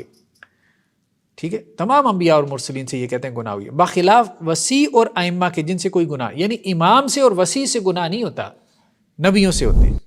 ہماری تعویل کو چھپانے کی ایک وجہ یہ بھی ہے کہ اگر اہل ظاہر یہ باتیں معلوم کر لیں تو ہم کو مسلمان نہ کہیں گے. وہ کہتے ہیں کہ یہ باتیں ہم پبلک میں نہیں کرتے، ٹھیک ہے، یہ باتیں کتابوں میں ضرور لکھی ہوئی ہیں، کلوز سرکل میں ہوتی ہیں، ٹھیک ہے، جب خفیہ دعوت پھیلائی جاتی ہے تو اس وقت ہوتی ہیں یہ، لیکن یہ ہے کہ اہل و ظاہر میں جا کے کریں گے تو وہ تو جوتے ماریں گے آپ کو۔ ہمارا یہ دعویٰ ہے کہ ہمارے دائیوں نے اماموں سے، اماموں نے وسیع سے، وسیع نے حضرت صلی اللہ علیہ وسلم سے، اور حضرت صلی اللہ علیہ وسلم نے خدا سے علم حاصل کیا، ٹھیک ہے۔ دائی جو تھے، جو دعوت کا کام کر رہے تھے، انہوں نے کس سے علم حاصل کیا؟ امام سے، ٹھیک ہے۔ امام نے کس سے حاصل کیا؟ وسیع سے، ٹھیک ہے۔ وسیع نے کس سے حاصل کیا؟ حضرت صلی اللہ علیہ وسلم سے، اور حضرت صلی اللہ علیہ وسلم نے خدا سے علم حاصل کیا، ٹھیک ہے۔ ایک پوری چین بنا لی نا، مطلب حضرت علی نے حضرت محمد صلی اللہ علیہ وسلم، ٹھیک ہے، ہاں یہاں تک ان کا جو ہے نا مقدمہ مختلف ہو گیا۔ ہاں، اب وہ یہی کہہ رہے ہیں نا، ہماری تعلیمات میں کچھ اختلاف نہیں، ٹھیک ہے۔ مقدمہ یہ قائم کرتے ہیں کہ جی سورس اللہ تعالیٰ ہے، سورس اللہ تعالیٰ ہے۔ جب سورس اللہ تعالیٰ ہے تو دوسری طرف آپ کہہ رہے ہیں کہ اہل و ظاہر کا کوئی امام کچھ کہتا ہے، کوئی امام کچھ کہتا ہے، تو آپ کا جب سورس اللہ تعالیٰ ہے تو سب ایک ہی بات کریں، تو خود اسماعیلیوں میں کیوں اختلاف ہوا؟ قرآن کے بارے میں آپ نے اختلاف کر لیا، آپ نے امامت کے بارے میں اختلاف کر لیا، آپ نے جو ہے وہ اس کے بارے میں اختلاف کر لیا، شریعت منسوخ ہے کہ نہیں اس کے بارے میں اختلاف کر لیا۔ تو اگر تو آپ کے دائیوں نے امام سے لیا تھا، امام نے وسیع سے، وسیع نے رسول سے، رسول نے خدا سے لیا تھا، تو وہ دائی جو کچھ بتا رہے ہیں وہ تو ایک جیسا نہیں ہے، خود امام جو کچھ بتا رہے ہیں وہ ایک چیز نہیں ہے، یعنی بیسز میں اختلاف ہو گیا نا۔ تو اس کا مطلب یہ ہے کہ یہ سارا جو آپ نے نظام بنایا ہوا ہے یہ اس طرح سے نہیں ہے جیسے آپ کہہ رہے ہیں۔ مولانا ابو طالب مستقر امام تھے، ٹھیک ہے، امام مستقر تھے، ٹھیک ہو گیا، اور چاروں مراتب نبوت، رسالت، وصایت اور امامت کے مالک تھے۔ دیکھیں، نبوت بھی ان کے پاس تھی، رسالت بھی حضرت ابو طالب کے پاس تھی، وصایت بھی ان کے پاس تھی، امامت بھی ان کے پاس تھی۔ آپ نے حضرت کو قائم کر کے یہ کہا کہ آپ کے پاس وصایت اور امامت کا رتبہ امانت ہے، یعنی دو تو میں نے آپ کو دے دیے، نبوت اور رسالت۔ تو حضرت ابو طالب نے کیا کیا؟ نبوت اور رسالت تو اللہ کے رسول صلی اللہ علیہ وسلم کو دے دی، دو اور بھی دے دیے، لیکن کہا کہ یہ امانت ہے۔ یہ کس کی امانت ہے؟ یہ حضرت علی کی ہے۔ اس کا اصل وارث میرا لڑکا علی ہے، آپ اس پر نص کر کے یہ امانت اس کے سپرد کر دیجیے گا۔ اس واقعے کے بعد حضرت صلی اللہ علیہ وسلم کا گمان کرنا کہ ابو طالب کے بعد میں ہی امام ہوں اور میرے سوا کوئی امام نہیں ہے، یہ ایسی بات ہے جو کسی طرح سمجھ میں نہیں آ سکتی، ٹھیک ہے۔ یعنی ایک طرف آپ یہ کہہ رہے ہیں کہ حضرت ابو طالب نے کیا کیا؟ حضرت ابو طالب نے چاروں رتبے آپ صلی اللہ علیہ وسلم کے سپرد کیے اور کہا کہ دو جو ہے نا وہ میرے بیٹے کے ہیں، دو آپ کے ہیں، دو میرے بیٹے علی کے ہیں۔ اب اس کے بعد آپ یہ بھی کہہ رہے ہیں کہ اللہ کے رسول صلی اللہ علیہ وسلم نے ان دو رتبوں کی خواہش بھی کر لی، تو آپ کی بات سمجھ سے بالا تر ہے۔ ابو طالب کی وفات کے وقت علی جو ہیں وہ کوئی 18-20 سال کے نوجوان تو ہوں گے؟ حضرت علی جو ہے نا، ہاں حضرت علی جوانی میں تھے۔ وہ بھی زندگی میں ابو طالب کو ٹرانسفر کر دیتے ہیں۔ سر کی یہ بات سمجھا دیں، کیا کہنا چاہ رہی ہیں؟ وہ اصل میں اسماعیلیہ کے اوپر اعتراض کر رہے ہیں نا، وہ یہ کہہ رہے ہیں کہ آپ کی جو اسماعیلیہ کا جو نیریٹو ہے نا وہ سیلف کنٹراڈکٹری ہے۔ اسماعیلی نظام کا جو نیریٹو ہے کس طرح سیلف کنٹراڈکٹری ہے؟ سیلف کنٹراڈکٹری اس طرح سے ہے کہ ایک طرف اسماعیلیہ یہ کہتے ہیں کہ حضرت ابو طالب کے پاس 4 مرتبے تھے، نبوت، رسالت، وصایت اور ولایت، تو انہوں نے چاروں مرتبے اللہ کے رسول صلی اللہ علیہ وسلم کو دیے، اور انہوں نے کہا کہ نبوت اور رسالت تو میں نے آپ کو دے دی، ٹھیک ہے، آپ نبی اور رسول ہیں۔ دو جو آپ کے پاس عہدے ہیں نا، وصایت اور جو ولایت ہے، یہ آپ نے میرے بیٹے کو ٹرانسفر کرنا ہے۔ اب اللہ کے رسول نے ان دو کی بھی خواہش پال لی کہ نہیں؟ پیچھے گزرا ہے نا، پال لی ہے۔ تو وہ کہتے ہیں کہ جب حضرت ابو طالب نے آپ صلی اللہ علیہ وسلم کو کلیئر کر دیا تھا کہ یہ دونوں آپ کے نہیں ہیں، تو آپ کو کیوں اشتباہ ہو گیا کہ میں بھی امام ہو سکتا ہوں؟ ایک طرف آپ کہتے ہیں کہ کلیئر کر دیا کہ آپ امام نہیں ہیں، دوسری طرف کہتے ہیں کہ آپ صلی اللہ علیہ وسلم کو اشتباہ ہو گیا۔ وہ گناہ تو اشتباہ بنا کے اس کو گناہ بنا رہے ہیں نا۔ یعنی اگر یہ کہیں نا کہ جی آپ صلی اللہ علیہ وسلم کو واضح کر دیا گیا اور اس کے بعد بھی آپ نے خواہش رکھی، پھر تو پتہ نہیں کہاں پہنچ جائیں گے۔ وہ ان کو بھی بات سمجھ میں آ رہی ہے۔ اچھا جی، تو اب ہم اس کو جو ہے نا وہ خلاصتاً اگر آپ کہیں یہ وہ کہتے ہیں کہ جی یہ امامت جو ہے نا حضرت آدم سے چلی آ رہی ہے، پہلے جو ہے وہ حضرت عد جو ہے نا وہ امام تھے، ٹھیک ہے، وہاں سے چلی آ رہی ہے۔ اچھا اس کے بعد یہ جب یہاں پہنچی ہے مطلب ہمارا دور آیا تو حضرت علی رضی اللہ عنہ کی ولایت، ٹھیک ہے، تو اب وہ کہتے ہیں کہ جی ایک تو ہے نماز روزہ، نماز روزہ جو ہے نا یہ تو اصل میں تابع ہے ولایت کے، ولایت اصل میں روح ہے، نماز روزہ تو جسم ہے۔ اب اس کے بعد وہ کہتے ہیں کہ جی غدیر، اب مطلب رسالت کا جو پیغام ہے نا وہ کہتے ہیں رسالت دو قسم پر ہے، ایک رسالت ہے کہ ظاہری چیزیں امت تک پہنچانا، نماز روزہ کے احکامات امت تک پہنچانا، یہ ظاہری چیزیں، اور ایک رسالت ہے کہ ولایت کا حکم جو ہے، یعنی کون میرے بعد ولی ہے، کون میرے بعد جو ہے وہ وصی ہے، کون میرے بعد امام ہے، یہ بات یہ امت تک پہنچانا۔ تو وہ کہتے ہیں کہ نماز روزہ پہنچانا نا یہ تو ایسی ہے جیسے جسم ہے، یعنی نماز روزہ آپ صلی اللہ علیہ وسلم نے اپنی امت تک پہنچا دیا تو یہ ایسی ہے جیسے انسانی جسم ہے، اور آپ صلی اللہ علیہ وسلم نے حضرت علی کی امامت کا جو عقیدہ ہے وہ امت تک پہنچایا تو یہ اصل میں روح ہے۔ اب مسئلہ یہ ہے کہ آپ صلی اللہ علیہ وسلم جسم تو پہنچائی جا رہے ہیں، نماز روزہ وہ تو سب کو سمجھ میں آ رہا ہے، وہ تو لوگوں پہ کلیئر بھی ہو رہا ہے، روح جو ہے رسالت کی وہ آپ صلی اللہ علیہ وسلم پہنچا ہی نہیں رہے، حالانکہ آپ رسول ہیں، اور رسالت کی روح کیا ہے؟ حضرت علی کی ولایت اور امامت۔ ولایت اور امامت کے بارے میں تو دیکھیں یہ خود کہہ رہے ہیں، جس قسم کے بیانات انہوں نے دے دیے کہ آپ صلی اللہ علیہ وسلم کنفیوز تھے ولایت اور امامت کے بارے میں، یہی کہہ رہے ہیں، صاحب کتاب کہہ رہے ہیں۔ ہاں نہیں ان کی اپنی کتابوں میں متقدمین ان کے اسماعیلیہ کے جو ہیں، ٹھیک ہے، وہ دیکھیں نا یہ دعویٰ کر بیٹھنا کہ مولانا ابو طالب کے بعد میرے سوا کوئی امام نہیں، یہ ان کی کتابوں میں یہ بھی ہے کہ آپ صلی اللہ علیہ وسلم نے یہ دعویٰ بھی کر دیا کہ ابو طالب کے بعد میں امام ہوں، تو آپ صلی اللہ علیہ وسلم خود کنفیوز ہو گئے۔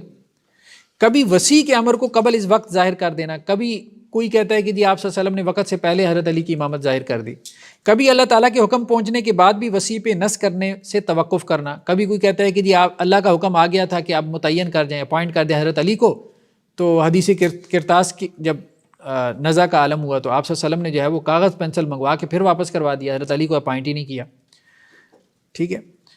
تو اسی طرح سے مولانا معز نے حضرت صلی اللہ علیہ وسلم کی شریعت کی وجہ کوئی گناہ کرا دیا، تو یہ اس قسم کی جتنی بھی چیزیں ہیں تو وہ کہتے ہیں کہ جی یہ سب سیلف کنٹراڈکٹری قسم کے بیانات ہیں، ٹھیک ہے۔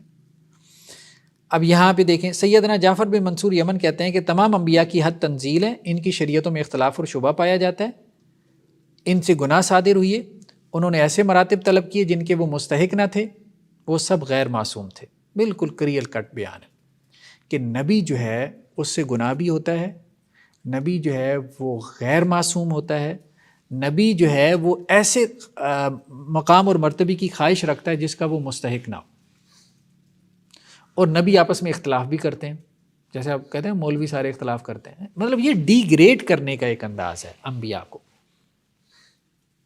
اور امام کو ایک بڑھانے کا انداز ہے کہ آپ امام کو نبی سے بڑھا رہے ہو۔ تو ایک طرف تو نبیوں کو یوں ڈیفائن کیا نا کہ نبیوں کی تو شریعتوں میں اختلاف ہے جی، ایک نبی کوئی بات کر رہا ہے، دوسرا نبی کوئی بات کر رہا ہے، اور نبی تو ایسے عہدوں کی خواہش رکھتے تھے جو اللہ ان کو دینا نہیں چاہتا تھا، اور نبی تو مطلب ان سے گناہ بھی ہوئی ہے، خود قرآن نے ذکر کر دیا۔ اچھا وہ پھر بیان کرتے ہیں نا قرآن کی آیتیں، آدم علیہ السلام جو ہے ان کے بارے میں وہ جو درخت کا پھل کھا لیا، حضرت یونس علیہ السلام جو کہ مچھلی کے پیٹ میں چلے گئے، ٹھیک ہے، اللہ کے رسول کے بارے میں عبس وتولی ان جاءہ الاعمی، ٹھیک ہے، تو اس قسم کی باتیں بیان کرتے ہیں، تو وہ آیات وہ لے لے، وہ کہتے ہیں دیکھو قرآن خود کہتے ہیں نبیوں سے گناہ ہوتے ہیں۔ سیدنا جعفر بن منصور الیمنی یہ کس دور میں تھے؟ جعفر بن منصور الیمن یہی ہمارے مڈل ایجز میں، مڈل ایج شیخ یہ جو انہوں نے ٹیکسٹ میں حضرت کے ساتھ سلام لکھا ہوا ہے صلی اللہ علیہ وسلم کو ایبریویشن کے ساتھ سلام لکھتے ہیں، ان میں حضرت صلی اللہ علیہ وسلم بھی شامل ہیں، چنانچہ اللہ تعالیٰ خود آپ کو خطاب کر کے فرماتا ہے انا فتحنا لک فتحا مبینا لیغفر لک اللہ ما تقدم من ذنبک وما تاخر، تو کہتے ہیں نبی صلی اللہ علیہ وسلم کے بارے میں اللہ نے کہہ دیا کہ میں نے آپ کے اگلے پچھلے گناہ معاف کر دیے، تو اس کا مطلب یہ ہے کہ نبی صلی اللہ علیہ وسلم سے بھی گناہ ہوئی ہے، لیکن کہتے ہیں بخلاف اس کے آپ کے وسیع مولانا علی اور آپ کی نسل سے جتنے ائمہ ہوئے ان کی حد تعویل ہے جس میں کوئی اختلاف نہیں پایا جاتا، یعنی ائمہ کی بات میں آپ کو اختلاف نہیں ملے گا، رسولوں کی بات میں آپ کو اختلاف ملے گا، کیونکہ رسول ظاہر کے اوپر چل رہے تھے، ظاہر میں بڑا اختلاف ہوتا ہے، امام باطن بتا رہے تھے، شریعت کا باطن، شریعت کی اصل حقیقت ریالٹی کیا ہے وہ امام بتاتے ہیں، تو اماموں میں اختلاف نہیں ہوتا، تو اس لیے امام کا درجہ رسولوں سے بڑھ کر ہوتا ہے۔ یہ جتنا ہم نے پڑھا ہے اماموں میں تو واضح فرق ہمیں اختلاف کیا بلکہ جنگ و جدل نظر آ گیا۔ تو قرآن کی اس آیت سے استدلال کرتے ہیں ما تری فی خلق الرحمن من تفاوت، رحمان کی تخلیق میں کوئی آپ کو فرق نظر نہیں آئے گا، ٹھیک ہے۔ تو اماموں نے ایسے مراتب طلب نہیں کیے جن کے وہ مستحق نہ تھے۔ یہ سب ملائکہ بالفعل اور معصوم ہیں، فرشتوں کی طرح معصوم ہیں امام، اور 4 درجے انبیاء مرسلین سے افضل ہیں، نبیوں سے 4 درجے اوپر ہیں امام۔ سیدنا موصوف نے اس مقام پہ طویل بحث کی جو تقریباً 6 صفحوں پر ہے، بہرحال یہ آگے عربی کی عبارتیں ہیں ان کی، ٹھیک ہے۔ والملائکہ بالفعل هم المقربون فوق الرسل ب4 درجات لأن الانبیاء وقعت منهم الذنوب، کہ یہ جو ہے مقرب فرشتوں کی طرح ہیں ائمہ، اور نبیوں سے 4 درجے افضل ہیں۔ اس کی وجہ یہ ہے کہ نبیوں سے تو گناہ ہوئے، ثم نالتهم التوبہ والرحمہ، پھر نبیوں نے توبہ کی، قرآن میں اس کا ذکر ہے، وہ یہ کہتے ہیں، ٹھیک ہے۔ تو اس لیے نبی تو فکانوا غیر معصومین، وہ معصوم نہیں ہے، نبی تو معصوم نہیں ہے۔ لطالبہم مراتب فوق مراتبہم لم یستحقوا لها، ٹھیک ہے، کیونکہ نبی ایسے مرتبے کی خواہش رکھتے تھے جس کے وہ مستحق نہیں تھے، یعنی نبی کے اندر خواہش پیدا ہو جاتی تھی کہ اللہ اس کو امام بنا دے، لیکن اللہ تعالیٰ نے امامت جو ہے وہ علیحدہ سے جاری کرنی تھی۔ اسی طرح سے آگے چل کے کہتے ہیں کہ جی جیسے آدم علیہ السلام کا دیکھیں ذکر ہوا، وما ذکر اللہ من نسیانہ، اللہ تعالیٰ نے آدم کی نافرمانی کا ذکر کیا قرآن میں، یوسف علیہ السلام کی جو ہے وہ خطا کا تذکرہ کیا، موسیٰ علیہ السلام کے بارے میں اللہ نے کہا کہ وہ مکہ مار کے بندہ مار دیا، انہوں نے قتل کر دیا، داؤد علیہ السلام کے بارے میں جو ہے ذکر آیا، سلمان کے بارے میں بھی آیا، ٹھیک ہے۔ تو مختلف انبیاء کے بارے میں اللہ نے ذکر تو کیا، تو انہوں نے یہاں سے یہ مقدمہ بنا دیا، دیکھیں جی نبی تو ان سے تو گناہ ہوتے ہیں، اصل تو امام ہے، ٹھیک ہے۔ اور پھر نبی کریم صلی اللہ علیہ وسلم کے بارے میں بھی کہہ دیا لیغفر لک اللہ ما تقدم من ذنبک وما تاخر۔ تو اصل میں ان کے ہاں میجورٹی کا عقیدہ یہی ہے اسماعیلی اسکول آف تھاٹ میں کہ امام نبی سے افضل ہے۔ اس کی وجہ یہ ہے کہ نبی جو ہے وہ گناہ گار ہے، کیونکہ قرآن میں اس کے گناہوں کا تذکرہ آ گیا، اب امام کا ذکر ہی نہیں ہے قرآن میں، تو اللہ تعالیٰ نے کیا ذکر کرنا تھا کہ امام سے کون سے گناہ ہوئی ہے کون سے نہیں ہوئی۔ تو امام کو اب انہوں نے کہا کہ جی اس سے کوئی گناہ نہیں ہوتا، تو اس کا درجہ جو ہے وہ نبی سے افضل ہے، میجورٹی کا یہی ہے۔ لیکن ان میں سے پھر بھی کچھ ایسے ہیں جنہوں نے کہا کہ نہیں یہ نہ کرو، اس طرح سے نہ کرو کہ آپ امام کا درجہ نبی سے بڑھا دو، یار اتنا بھی نہ کرو، آپ یوں کہہ لو کہ امام اور نبی برابر ہیں۔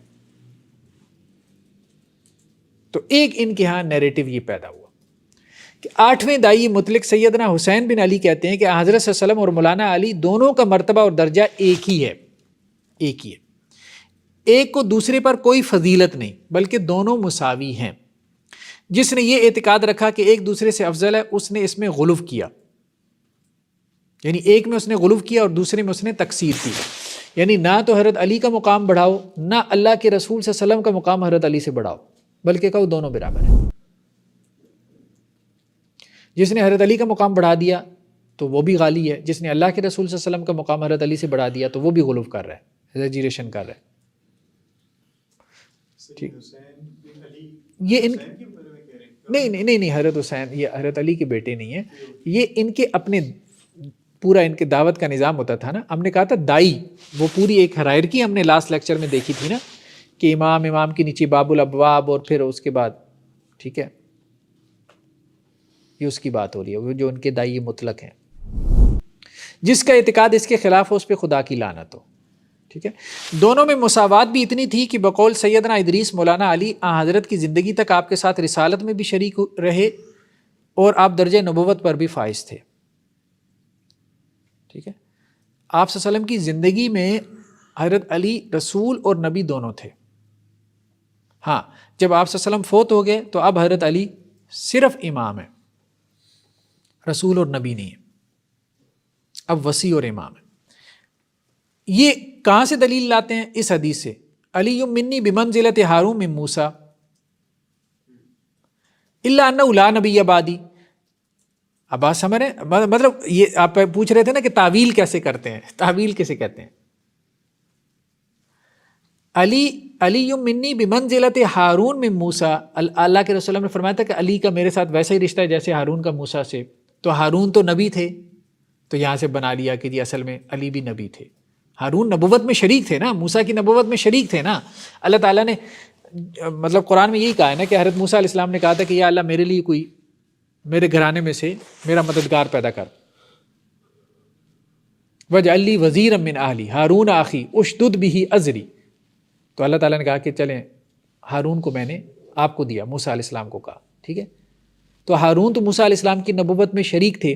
تو اس لیے جب آپ صلی اللہ علیہ وسلم یہ کہہ رہے ہیں کہ جس طرح ہارون موسیٰ کے لیے تھے اسی طرح علی میرے لیے ہیں، تو اس کا مطلب یہ ہے کہ علی بھی آپ صلی اللہ علیہ وسلم کی نبوت میں شریک ہیں. ہاں آپ صلی اللہ علیہ وسلم نے کہا الا انہ لا نبی بعدی، میرے بعد کوئی نبی نہیں، تو علی کی نبوت میری زندگی تک ہی ہے، میرے بعد وہ نبی نہیں ہے. علی کی نبوت بھی میرے بعد ختم ہو جائے گی. تو وہ کہتے ہیں کہ جی دونوں کا درجہ اتنا مساوی ہے علی اور اللہ کے رسول صلی اللہ علیہ وسلم کا کہ دونوں نبوت میں شریک تھے. اب دیکھیں نا، اب اس کے بعد اب آپ مطلب یہ سوچیں کہ جن صحابہ کے ساتھ حضرت علی کا اختلاف ہوا یا جنگ و جدال ہوا تو وہ ان کو صحابہ کو کہاں پہ رکھیں گے؟ یہی کہیں گے بھائی وہ کس سے لڑ رہے ہیں، نبی کے خلاف. ہاں یہی بات ہے. تو اس چیز کو سمجھنے کی ضرورت ہے کہ وہ اتنا زیادہ جو ہے نا وہ. بہرحال ایک تیسرا موقف بھی ان کے یہاں ہے. تیسرا موقف ان کے یہاں کہ نہیں نبی افضل ہے. یہ بات ٹھیک نہیں ہے، نبی افضل ہے. یہ جو ہے وہ سیدنا قاضی نعمان وہ یہ کہتے ہیں کہ جی وہ جو ہم نے شروع میں پڑھا تھا کہ ان کے یہاں فلاسفی زیادہ ہے نا، کہ 7 نطقاء ہیں، آدم، نوح، ابراہیم، موسیٰ، عیسیٰ، محمد، اور ساتھ میں محمد بن اسماعیل. ٹھیک ہے، جو امام جعفر صادق کے پوتے ہیں. تو ان کے بعد فضیلت میں اساس ہے، نطقاء کے بعد پھر اساس ہے یعنی وسیع ہے. ٹھیک ہے، یعنی ناطق رسول کا مرتبہ سب سے اوپر ہے، اس کے نیچے وسیع کا مرتبہ ہے. اس سے معلوم ہوتا ہے کہ آن حضرت صلی اللہ علیہ وسلم مولانا علی سے بڑھ کر ہے. قاضی نعمان نے یہ بات کہی، اور سیدنا وہ کہتے ہیں مؤید بھی یہی کہتے ہیں کہ آن حضرت اور مولانا علی میں وہ فرق ہے جو آسمان اور زمین اور نر اور مادہ میں ہے. آن حضرت صلی اللہ علیہ وسلم کا درجہ آدم کا اور مولانا علی کا اما ہوا کا ہے. ٹھیک ہے، مطلب کچھ نے اس طرح سے بھی تعبیر کر لی. تو گویا کہ 3 موقف ہیں ان کے یہاں. میجورٹی کا موقف تو یہ ہے کہ امام افضل ہے 4 درجے نبی سے. بعض کا موقف یہ ہے کہ نبی اور امام درجے میں برابر ہیں. ٹھیک ہے، اور امام نبوت میں بھی شریک ہے. اور بعد کا موقف یہ ہے کہ نبی افضل ہے اور امام اس سے درجے میں 1 درجہ کم ہے. چلیں بہرحال اس میں اور بھی بہت ساری جو ہے وہ تفصیلات ہیں، ہم ابھی اس میں نہیں جاتے. ٹھیک ہے، تو یہ انہوں نے یہاں پہ اسی کو سمرائز کیا ہوا ہے جو بات میں نے ابھی آپ کو بتائی ہے. اچھا جی، اب یہاں پہ یہ ایک واقعہ لے کے آئے ہیں. اب بات یہ ہے کہ اب یہ جو روایتیں ہیں یہ پیج نمبر 76 پہ ہے. ان کے باب الابواب سیدنا حمید الدین وہ اپنی کتاب راحت العقل میں کہتے ہیں کہ یا ایھا المدثر قم فانذر. آپ وسلم کو حکم ہوا نا کہ آپ لوگوں کو ڈرا دیں. ٹھیک ہے، تو آپ وسلم نے حضرت خدیجہ سے کہا لا الہ الا اللہ محمد رسول اللہ پڑھو، تو حضرت خدیجہ نے پڑھ لیا. ٹھیک، یہ پیر کے دن کا واقعہ ہے. منگل والے دن آن حضرت صلی اللہ علیہ وسلم نے مولانا علی کو اسلام کی دعوت دی اور فرمایا کہ تم بھی لا الہ الا اللہ کہو. تو مولانا علی نے ایسا ہی کہا. پھر آپ صلی اللہ علیہ وسلم نے کہا کہ محمد رسول اللہ کہو. تو مولانا علی نے کہا کہ نہیں، مجھے مہلت دیجیے، مجھے مہلت دیجیے. مطلب لا الہ الا اللہ تو فوراً کہہ دیا حضرت علی نے، لیکن جب آپ صلی اللہ علیہ وسلم نے کہا کہ محمد رسول اللہ کہو تو حضرت علی نے کہا کہ نہیں، مجھے مہلت دیں، میں اپنے والد سے مشورہ کر لوں کہ مجھے محمد رسول اللہ پڑھنا ہے کہ نہیں. ٹھیک ہے، کیوں یہ سارا کیوں چل رہا ہے؟ کیونکہ اصل میں تو امامت ابو طالب کے پاس ہے. ابو طالب سے امامت آنی تھی حضرت علی کے پاس، تو حضرت علی نے والد سے مشورہ کرنا تھا کہ یہ درمیان میں کہاں سے آ گئے، ان کو ماننا ہے کہ نہیں، ان کو ماننا ہے کہ نہیں. اصل میں تو امامت میرے پاس آنی ہے. حضرت نے فرمایا اچھا میں مہلت دیتا ہوں، لیکن یہ تمہارے پاس امانت ہے. تو مولانا علی نے فرمایا کہ اگر مطلب یہ امامت اصل میں جو ہے وہ اصل میں تو تمہاری ہے نا، اصل میں تو تمہاری ہے امامت، آپ صلی اللہ علیہ وسلم نے اشارہ دے دیا، تو میرے پاس تو امانت ہے. تو مولانا علی نے فرمایا اگر امانت ہے تو میں محمد رسول اللہ بھی کہتا ہوں. تو انہوں نے کہہ رہے ہیں تمہارے پاس امانت ہے، مطلب یہ محمد رسول اللہ یہ تمہارے پاس امانت ہے، اس کا معنی وہی بن جاتا ہے جو ہم کر رہے ہیں. آسان یہ الفاظ حضرت صاحب نے فرمایا کہ تمہارے پاس مہلت ہے، یہ فکرہ تھا. ہاں وہ یہی ہے نا، میں مہلت دیتا ہوں لیکن تمہارے پاس امانت ہے. لیکن ابو طالب کو امام مستقر اور رسول اللہ صلی اللہ علیہ وسلم کو امام وہ مستودع ولی، اس بات پہ کنسنسس ہے یا اختلاف ہے؟ میجورٹی یہی کہتی ہے، میجورٹی یہی کہتی ہے کہ آپ صلی اللہ علیہ وسلم جو ہے وہ اسماعیلیہ میں، اسماعیل ابھی تو ہم اسماعیلی اسکول آف تھاٹ پڑھ رہے ہیں نا. تو اسماعیلیوں کا اس پہ کنسنسس ہے کہ حضرت علی رضی اللہ تعالیٰ عنہ کا ہی مین اس کے اوپر امامت کے اوپر تھا، جو اصل وہی آگے وارث ہے. ہاں وہ تو ظاہری بات ہے، وہ تو سارے شیعہ کا کنسنسس ہے کہ حضرت علی کے پاس ہی امامت ہے. وہ اس میں جو رسول اللہ صلی اللہ علیہ وسلم کو جو امام مستودع جو ڈکلیئر کرتے ہاں امام مستودع میجورٹی کہتی ہے، میجورٹی کہتی ہے. چلیے لاسٹ پہ جو حضرت محمد صلی اللہ علیہ وسلم کا تھا کہ تمہارے پاس امانت ہے، اگر تو وہ تھا تو یہ جملہ ہونا چاہیے تھا نا کہ میرے پاس امانت ہے. نہیں، امامت جو ہے وہ آپ صلی اللہ علیہ وسلم کے پاس امانت ہے. امامت آپ صلی اللہ علیہ وسلم کے پاس امانت تھی. ایک ہے محمد رسول اللہ، محمد رسول اللہ یہ جو جملہ ہے نا، یہ آپ صلی اللہ علیہ وسلم نے حضرت علی کو کہا کہ یہ تمہارے پاس امانت ہے. اچھا دوسری ایک اور روایت ہے، وہ کہتے ہیں کہ جی ایک راوی نے حضرت علی سے یہ روایت نقل کی جو ان کی کتابوں میں ہے. ٹھیک ہے، اب سچی جھوٹی روایت وہ تو غلط ہے. حضرت علی نے یہ کہا کہ نہیں کہا، ہم نے کہا تھا کہ اکثر و بیشتر جھوٹ ہے، سیدھی سی بات ہے. ہمارا تو دل نہیں مانتا کہ حضرت علی رضی اللہ عنہ نے ایسی باتیں کہی ہوں، لیکن بہرحال ان کی کتابوں میں لکھا ہے کہ حضرت علی نے یہ کہا کہ جو میری ولایت کا اقرار نہ کرے وہ مومن نہیں ہے، یعنی جو مجھے امام نہ مانے وہ مومن نہیں ہو سکتا، اور نہ وہ حضرت صلی اللہ علیہ وسلم کی رسالت کا منکر ہے، یعنی وہ رسالت کا بھی منکر ہے جو مجھے امام نہ مانے.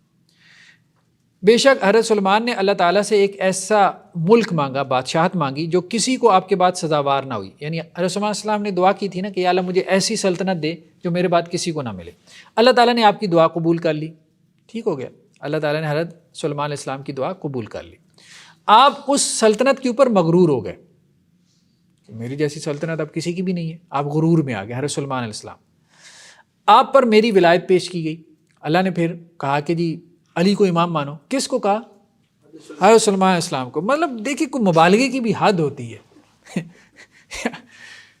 یعنی نبیوں کے اوپر بھی جو ہے وہ امامت پیش کی گئی. نبیوں کو بھی کہا گیا کہ تم نے اماموں کو ماننا ہے، اور پھر آخری امام کو ماننا جو حضرت علی کی. لیکن آپ نے اس کے ماننے سے توقف کیا. حضرت سلمان علیہ السلام کو سمجھ ہی نہیں آئی میں کس کو مانوں، کیا مانوں، کب آئے گا وہ. ٹھیک ہے، تو حضرت سلمان علیہ السلام نے توقف کیا. اس لیے اللہ نے آپ سے وہ سلطنت چھین لی اور آپ کی کرسی پہ دھڑ لا ڈالا، یعنی آپ کو جو اللہ نے آزمائش میں مبتلا کیا. تو یہ حضرت سلمان علیہ السلام کا یہ گناہ تھا. ٹھیک ہے، اور آپ کی نبوت 40 روز تک گر گئی کیونکہ آپ نے حضرت علی کو امام نہیں مانا تھا. تو 40 دن تک آپ نبی بھی نہیں رہے، یہاں تک کہ آپ مجھ پر ایمان لائے اور میری ولایت کا اقرار کیا. پھر اللہ نے جو آپ سے چھین لیا تھا وہ آپ کو واپس کر دیا اور آپ کی آزمائش دور کر دی. اس طرح اللہ تعالیٰ نے حضرت داؤد کو بھی حکم دیا کہ لوگوں کے درمیان فیصلہ کریں. تو حضرت داؤد نے فیصلے کیے، بڑی واہ واہ ہو گئی. ٹھیک ہے، جس کی وجہ سے آپ مغرور ہو گئے. پھر اللہ تعالیٰ نے آپ پہ میری ولایت پیش کی، آپ نے بھی توقف کیا، تو اللہ تعالیٰ نے آپ کو بھی آزمائش میں گرفتار کیا. ٹھیک ہے، وہ آتا ہے نا قرآن میں. اس طرح حضرت یونس اسلام پہ میری ولایت پیش کی، آپ نے بھی توقف کیا، لہذا اللہ تعالیٰ نے مچھلی کے ذریعے آپ پہ بھی آزمائش نازل کی، مچھلی آپ کو نگل گئی. یعنی حضرت یونس اسلام مچھلی کے پیٹ میں اس لیے رہے تھے کہ حضرت علی کو امام نہیں مان رہے تھے. اب بھائی دوسری طرف یہ بھی دیکھو کہ نبیوں کو بھی سمجھ نہیں آ رہی امامت ایک ایسا گنجلک اور پیچیدہ عقیدہ ہے، تمہاری بات مان لیں تو نبیوں کو بھی سمجھ نہیں آ رہی وہ امامت، اس لیے تو وہ توقف کر رہے ہیں. اور تم لوگوں سے امید لگائے بیٹھے ہو کہ جو لوگ جو ہے اس امامت کے کانسیپٹ کو مانیں. لوگ کیسے مانیں اس امامت کے کانسیپٹ کو؟ یہ والا کانسیپٹ تمہاری بقول نبیوں کو بھی سمجھ نہیں آ رہی، وہ بھی انکار کرتے رہے اور ان پہ بھی جو ہے وہ اللہ کی طرف سے پکڑ آتی رہی. اب وہ اصل میں تو ڈرا رہے ہیں نا کہ بھائی نبیوں کو بھی اللہ نے نہیں چھوڑا تو اللہ تمہیں کہاں چھوڑے گا. نہیں، اسماعیلی. ٹھیک ہے، تو وہ کہتے ہیں جی اللہ تعالیٰ نے قرآن میں کہا نا کہ اگر وہ تسبیح نہ کرتے تو قیامت کے دن تک مچھلی کے پیٹ میں رہتے. تو یہ تسبیح انہوں نے کیا کی تھی حضرت علی کو؟ ہاں مطلب حضرت علی کو امام ماننے کی تسبیح کی تھی انہوں نے کہ میں مانتا ہوں آپ. ٹھیک تو سارا مطلب خود سے ہی ڈال دیا ایسا کچھ. آپ کا کیا خیال ہے؟ کوئی اوپر سے آیا یہ سارے کانسیپٹ؟ مطلب بیٹھ کے سوچتے ہوں گے وہ مینٹلی لیول عجیب نہیں ہوگا. مطلب جب اللہ تعالیٰ نے اب حضرت علی یہ کہہ رہے ہیں، حضرت علی کی زبانی یہ ساری حدیثیں، جب جو ہے وہ حضرت یونس نے میری ولایت کا اقرار کیا یعنی میری امامت کا، تو اللہ تعالیٰ نے آپ کو مصیبت سے نجات دی، یعنی مچھلی نے آپ کو باہر اگل دیا. تو کوئی نبی ایسا نہیں گزرا جس پر میری ولایت پیش نہ کی گئی ہو. جس نے اسے جلد قبول کر لیا وہ مرسلین میں شمار کر لیا گیا. ٹھیک ہے، اور جس نے اس کو قبول کرنے میں دیر کی اور میرا اقرار نہ کیا وہ غیر مرسل ٹھہرائے. یعنی یہ جو فرق ہے نا قرآن میں کہ کچھ مرسل ہیں اور کچھ نبی ہیں. ٹھیک ہے، تو رسول وہ ہے کہ جس نے حضرت علی کی امامت کو جلدی قبول کر لیا، اور جس کو ذرا امامت دیر میں سمجھ آئی وہ پھر رسول نیچے ہی رہ گیا، وہ پھر نبی رہ گیا، وہ رسول نہ بن سکا. تو اب یہ نبیوں کو بھی سمجھ نہیں آ رہی تمہارے اپنے بقول یہ امامت جو ہے، اور وہ نچلے درجے میں رہ گئے بہت سے نبی بھی. تو عام لوگ بیچارے کیا سمجھیں گے اس سارے گورکھ دندے کو کہ جی امام مانے بس کافی ہے یار، اللہ ہے، اللہ کا رسول ہے، قرآن ہے، بس حدیث ہے، بس کافی ہے. اس کے بعد نیک لوگ ہیں، بس ٹھیک ہے. ہر ایک کے ہاں علماء ہیں، اسکالرز ہیں، آپ علماء کی بات مان بھی سکتے ہیں، ان سے اختلاف بھی رکھ سکتے ہیں. سمپل سا تھا ہمارے دین کا نظام، پتہ نہیں ہنالک الولایۃ للہ الحق، اس آیت سے بھی استدلال کر لیا.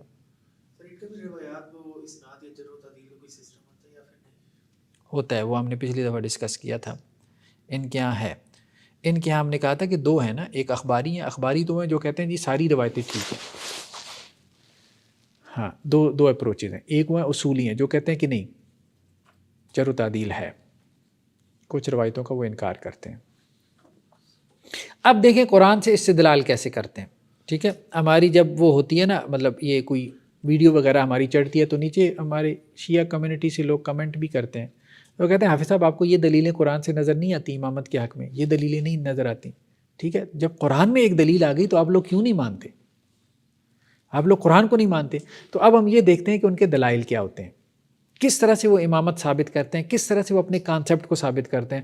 اور اب وہ یہ کلیم کرتے ہیں جی ہم قرآن سے ثابت کر رہے ہیں، اور جب ہم قرآن سے ثابت کر رہے ہیں تو لوگ ہمیں کیوں نہیں مان رہے. ٹھیک ہے، اب یہ سورہ فجر ہے. سورہ فجر تو دیکھی ہے نا آپ لوگوں نے، سورہ فجر تو ٹھیک ہے. والفجر ولیال عشر، فجر سے کیا مراد ہے؟ فجر کی بات ہو رہی، ہاں پوپ پھٹنے کی بات ہو رہی ہے. وہ کہتے ہیں جی فجر سے مراد اللہ کے رسول ہیں. ٹھیک ہے، ایک پوپ مطلب وہ ایک تعویل کر لی نا کہ آپ صلی اللہ علیہ وسلم آئے اور نبوت جاری ہوئی. ٹھیک ہے، اندھیرے میں ایک روشنی پھوٹی، سمجھ رہے؟ ولیال عشر، اور 10 راتیں. 10 راتیں ہم کیا کہتے ہیں؟ کون سی 10 راتیں ہیں؟ رمضان کی 10 راتیں. ٹھیک ہے، یا کچھ نے کہا کہ جی ذی الحجہ کی 10 راتیں ہیں. وہ کہتے ہیں جی ولیال عشر، یہ جن 10 راتوں کی اللہ نے قسم کھائی ہے اس سے مراد حضرت علی ہیں.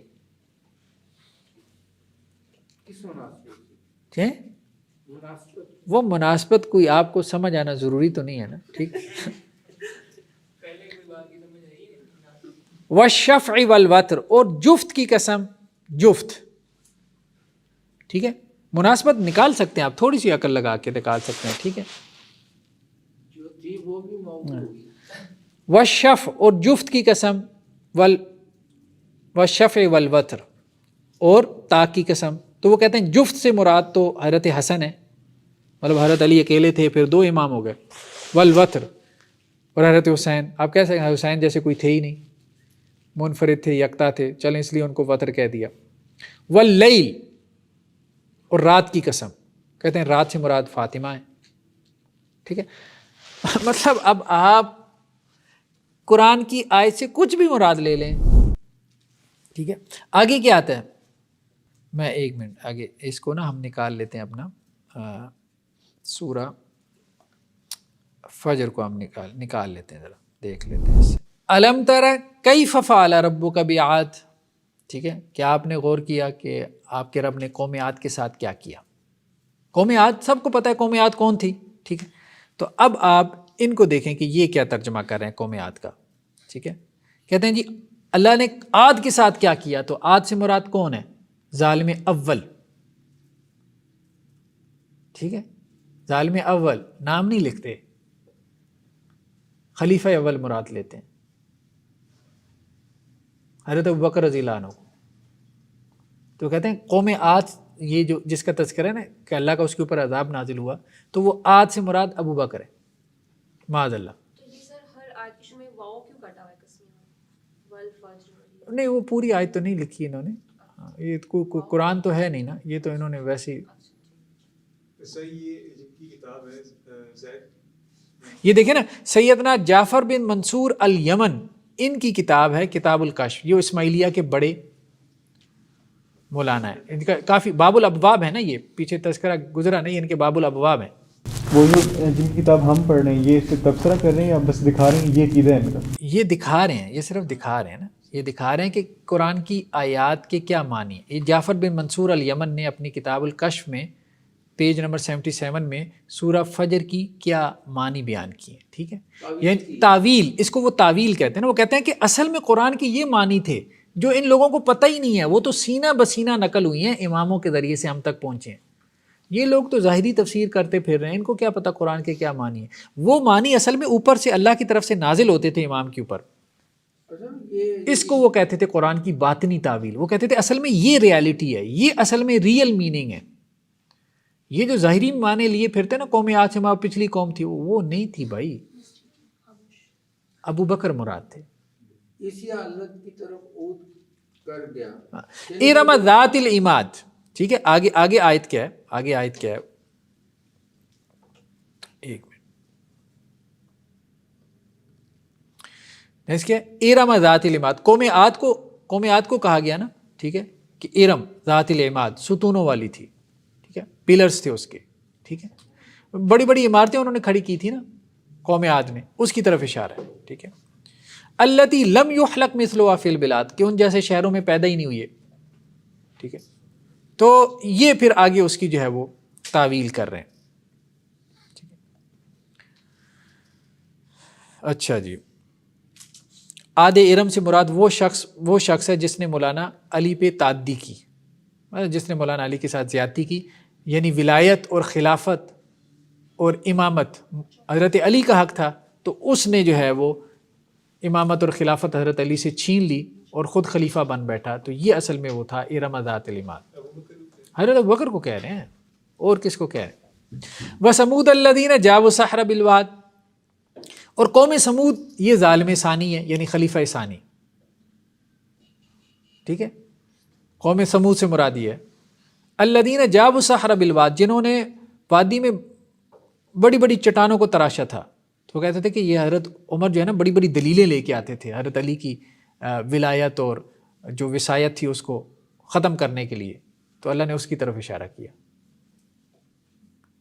کہ وہ ہماری امامت کو کاٹنے کے لیے بڑی بڑی دلیلیں لاتے تھے، بڑی عمارتیں تراشتے تھے اپنی خلافت کے حق میں. ٹھیک ہے. فرعون، ٹھیک ہے، آگے ہے نا فرعون کا بھی تذکرہ ہے نا. ٹھیک ہے. الذین طغوا فی البلاد وفرعون ذی الاوتاد، قوم ثمود کے بعد قوم فرعون کا. اب فرعون سب کو پتہ ہے فرعون کون ہے، موسیٰ فرعون. وہ کہتے ہیں جی فرعون اصل میں آپ فرعون اور سمجھیں، اصل میں فرعون سے مراد تو آپ کا وہ خلیفہ ثالث ہے. ان تینوں نے حضرت علی کا حق مارا ہے، تینوں نے، حضرت ابوبکر نے، حضرت عمر نے، حضرت عثمان نے، تینوں نے حضرت علی کا حق مارا ہے. خلافت ان کا حق تھی، تو اس لیے اللہ نے قرآن میں ان کا تذکرہ کیا. اب وہ کہتے ہیں جی ہم نے تو قرآن سے دلیل دے دی، اب یہ دلیلیں دیتے ہیں وہ. اب وہ کہتے ہیں جی آپ مانتے کیوں نہیں ہیں؟ یعنی قرآن کے کسی بھی لفظ سے کوئی بھی معنی آپ مراد لے لیں، کچھ بھی مراد لیں، کچھ بھی نکال لیں. بھائی فرعون کا ترجمہ آپ خلیفہ ثالث کر دیں تو آپ کچھ اور بھی کر دیں. پھر یہاں تو انہیں کہنا چاہیے وہ جو غامدی صاحب کا فکر ہے یہ اسٹیبلش ہسٹری ہے فرعون تو.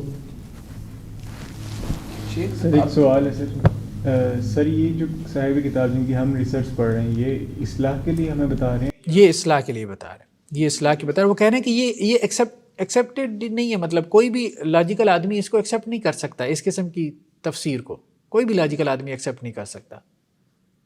ٹھیک ہے, قرآن مجید کی اس قسم کی تفسیر کو. تو آپ نے کیسی قرآن مجید کی تفسیریں کر دی ہیں, اور آپ اس کے اوپر بڑا اتراتے ہیں کہ جی یہ باطنی تفسیر ہے, یہ ہمارے ائمہ سے چلی آ رہی ہے. یہ نقد کر رہے ہیں ان پہ, اصلاح کر رہے ہیں, نقد نہ کہیں, اصلاح کر رہے ہیں, کیونکہ ان کے اپنے ہیں نا, تو اصلاح کر رہے ہیں. شیخ اس میں تو آج سمود اور فرعون کو انہوں نے کہہ دیا خلیفہ تھے وہ, اب باقی جگہوں پہ بھی تو آتا ہے نا قرآن میں فرعون کا, ہر جگہ کہتے ہیں. ابھی آپ اور تعویل دیکھیں نا, یہ دیکھیں الذین طغوا فی البلاد, انہوں نے شہروں میں سرکشی مچائی. یہ تین تھے نا خلفاء تینوں, ٹھیک ہے, انہوں نے شہروں میں کیا کی, سرکشی مچائی. ٹھیک ہے, اب اس میں وہ اوروں کو بھی لے آتے ہیں کہ یہ سرکشی مچانے والوں میں معاویہ تھے, عمر بن العاص تھے, اور جو جنگ جمل میں شریک تھے. اچھا, بعد والوں کا نام لیتے ہیں, پہلوں والوں کو تو وہ صرف اشارہ کرتے ہیں نا, ان کو پتہ ہے کہ سینسٹیوٹی زیادہ ہے, وہاں وہ نام نہیں لیتے. یہاں وہ نام پھر لیتے ہیں ساروں کے, اصحاب جمل یہ وہ سارے. تو سوط عذاب ہیں, آگے کیا قرآن کے ہیں کہ انہوں نے سرکشی مچائی, فاکثروا فی الفساد, فساد پیدا کیا, فصب علیہم ربک سوط عذاب, تو اللہ کے عذاب کا کوڑا ان کے اوپر برسا. تو یہ کوڑا کون سا تھا جنگ جمل میں اور صفین میں؟ حضرت علی کی تلوار وہ کوڑا تھا. یہ سمجھ آ گئی, سوط عذاب, یہ سمجھ آ گئی. چلے ٹھیک. اچھا, اب کہتے ہیں جی آگے یہ جو ہے نا قرآن کی آیت, فَأَمَّا الْإِنسَانُ إِذَا مَا ابْتَلَاهُ رَبُّهُ فَأَكْرَمَهُ وَنَعَّمَهُ, یعنی انسان جس کے اوپر اللہ کا کرم ہے, اللہ کی نعمتیں ہیں, تو اس سے مراد اللہ کے رسول صلی اللہ علیہ وسلم ہے. ٹھیک ہے, آپ کے اوپر نبوت اور رسالت. وَأَمَّا إِذَا مَا ابْتَلَاهُ فَقَدَرَ عَلَيْهِ رِزْقَهُ فَيَقُولُ رَبِّي أَهَانَنِ. دوسرا انسان کون ہے کہ جس کو اللہ تعالیٰ نے جو ہے وہ آزمائش میں مبتلا کیا. تو اب ایک عام انسان کی بات ہو رہی تھی کہ ایک کے اوپر اللہ نے کرم کیا تو اس نے کہا اللہ کا میرے اوپر بڑا احسان ہے, اور ایک وہ ہے کہ جس کو اللہ نے آزمائش دی تو اس نے اللہ سے شکوے شکایت شروع کر دیے کہ اللہ جو ہے وہ مجھے اس نے رسوا کر دیا اللہ نے. تو اب یہ کہتے ہیں کہ جی یہ اس سے مراد کیا ہے, ظالم اول ہے. ٹھیک ہے, کیونکہ جب رسول اللہ علیہ وسلم نے اس سے یہ کہا کہ تم علی کی اطاعت کرو, تو اس نے کہا کہ رسول اللہ علیہ وسلم نے مجھے رسوا کر دیا. ٹھیک ہے, کلا بل لا تکرمون الیتیم, تم یتیم کی عزت نہیں کرتے. اللہ نے تو ایک عمومی تبصرہ کیا نا, بھائی یتیم کا اکرام کرو, رسپیکٹ دو اس کو. ٹھیک ہے, ایک عام بات تھی. تو وہ کہتے ہیں کہ اصل میں اس سے مراد کیا ہے, ظالم اول, ظالم ثانی, ابو بکر اور عمر, خالد بن ولید, سالم مولا حذیفہ. ٹھیک ہے, کیونکہ انہوں نے یتیم سے اس کا حق چھین لیا. یتیم کون تھے؟ حضرت علی. اچھا, یہاں پہ بھی اس کو بھی دیکھیں, آگے چل کے آتا ہے نا قرآن میں, وَتَأْكُلُونَ التُّرَاثَ أَكْلًا لَمًّا, اللہ نے کہا کہ تم لوگوں کی کیا کرتے ہو, میراث کھا جاتے ہو. عربوں میں تھا ایسا, وراثت لوگوں کی نہ کھاؤ. تو اب اس سے کون سی وراثت نکالی, اب آپ خود بھی نکال سکتے ہیں. ظالموں کی طرف خطاب ہے کہ جنہوں نے فاطمہ کی میراث چھین لی تھی, باغ فدق کا مسئلہ ڈال دیا. ٹھیک ہے, یعنی کہاں کیا بات ہو رہی ہے, کس کانٹیکس میں قرآن میں, اور آپ نے اس کو اٹھا کے کہا وَتُحِبُّونَ الْمَالَ حُبًّا جَمًّا, ہیں مال جو ہے دبا کے تم کھاتے ہو, لوگوں کا مال ہڑپ کر. تو وہ باغ فدق کھا گئے تھے. ٹھیک ہے, کلا اذا دکت الارض دکا دکا, یہ قیامت کی علامت ہے کہ زمین کوٹ دی جائے گی, آپ کا رب آئے گا, فرشتے آئیں گے صفے باندھ کے. ٹھیک ہے, جہنم لائی جائے گی. تو وہ کہتے ہیں جی یہ آخری امام مہدی جب آئیں گے نا, تو پھر ان سب کو جہنم میں ڈالیں گے. ٹھیک ہے, تو وہ پھر آگے انہوں نے اس کی تعویل کر لی, جب حجت ظاہر ہوں گے, اذا دکت الارض دکا دکا. ٹھیک ہے, ربو کا سے مراد کون ہے, قائم الزمان, مہدی. آپ کا رب آئے گا, اس سے مراد کون ہے, قائم الزمان آئیں گے. ملائکہ جو ان کے ساتھی ہوں گے مہدی کے. ٹھیک ہے, آگے جہنم سے مراد وہ تلوار ہوگی جو مہدی کے ہاتھ میں ہوگی. ٹھیک ہے, اس سے پھر دشمنوں کو وہ قتل کریں گے. تو وہ پورے جو ہے وہ عقائد ہیں, قبروں سے نکالا جائے گا, قبروں سے نکال کے زندہ کر کے پھر ان کو قتل کریں گے.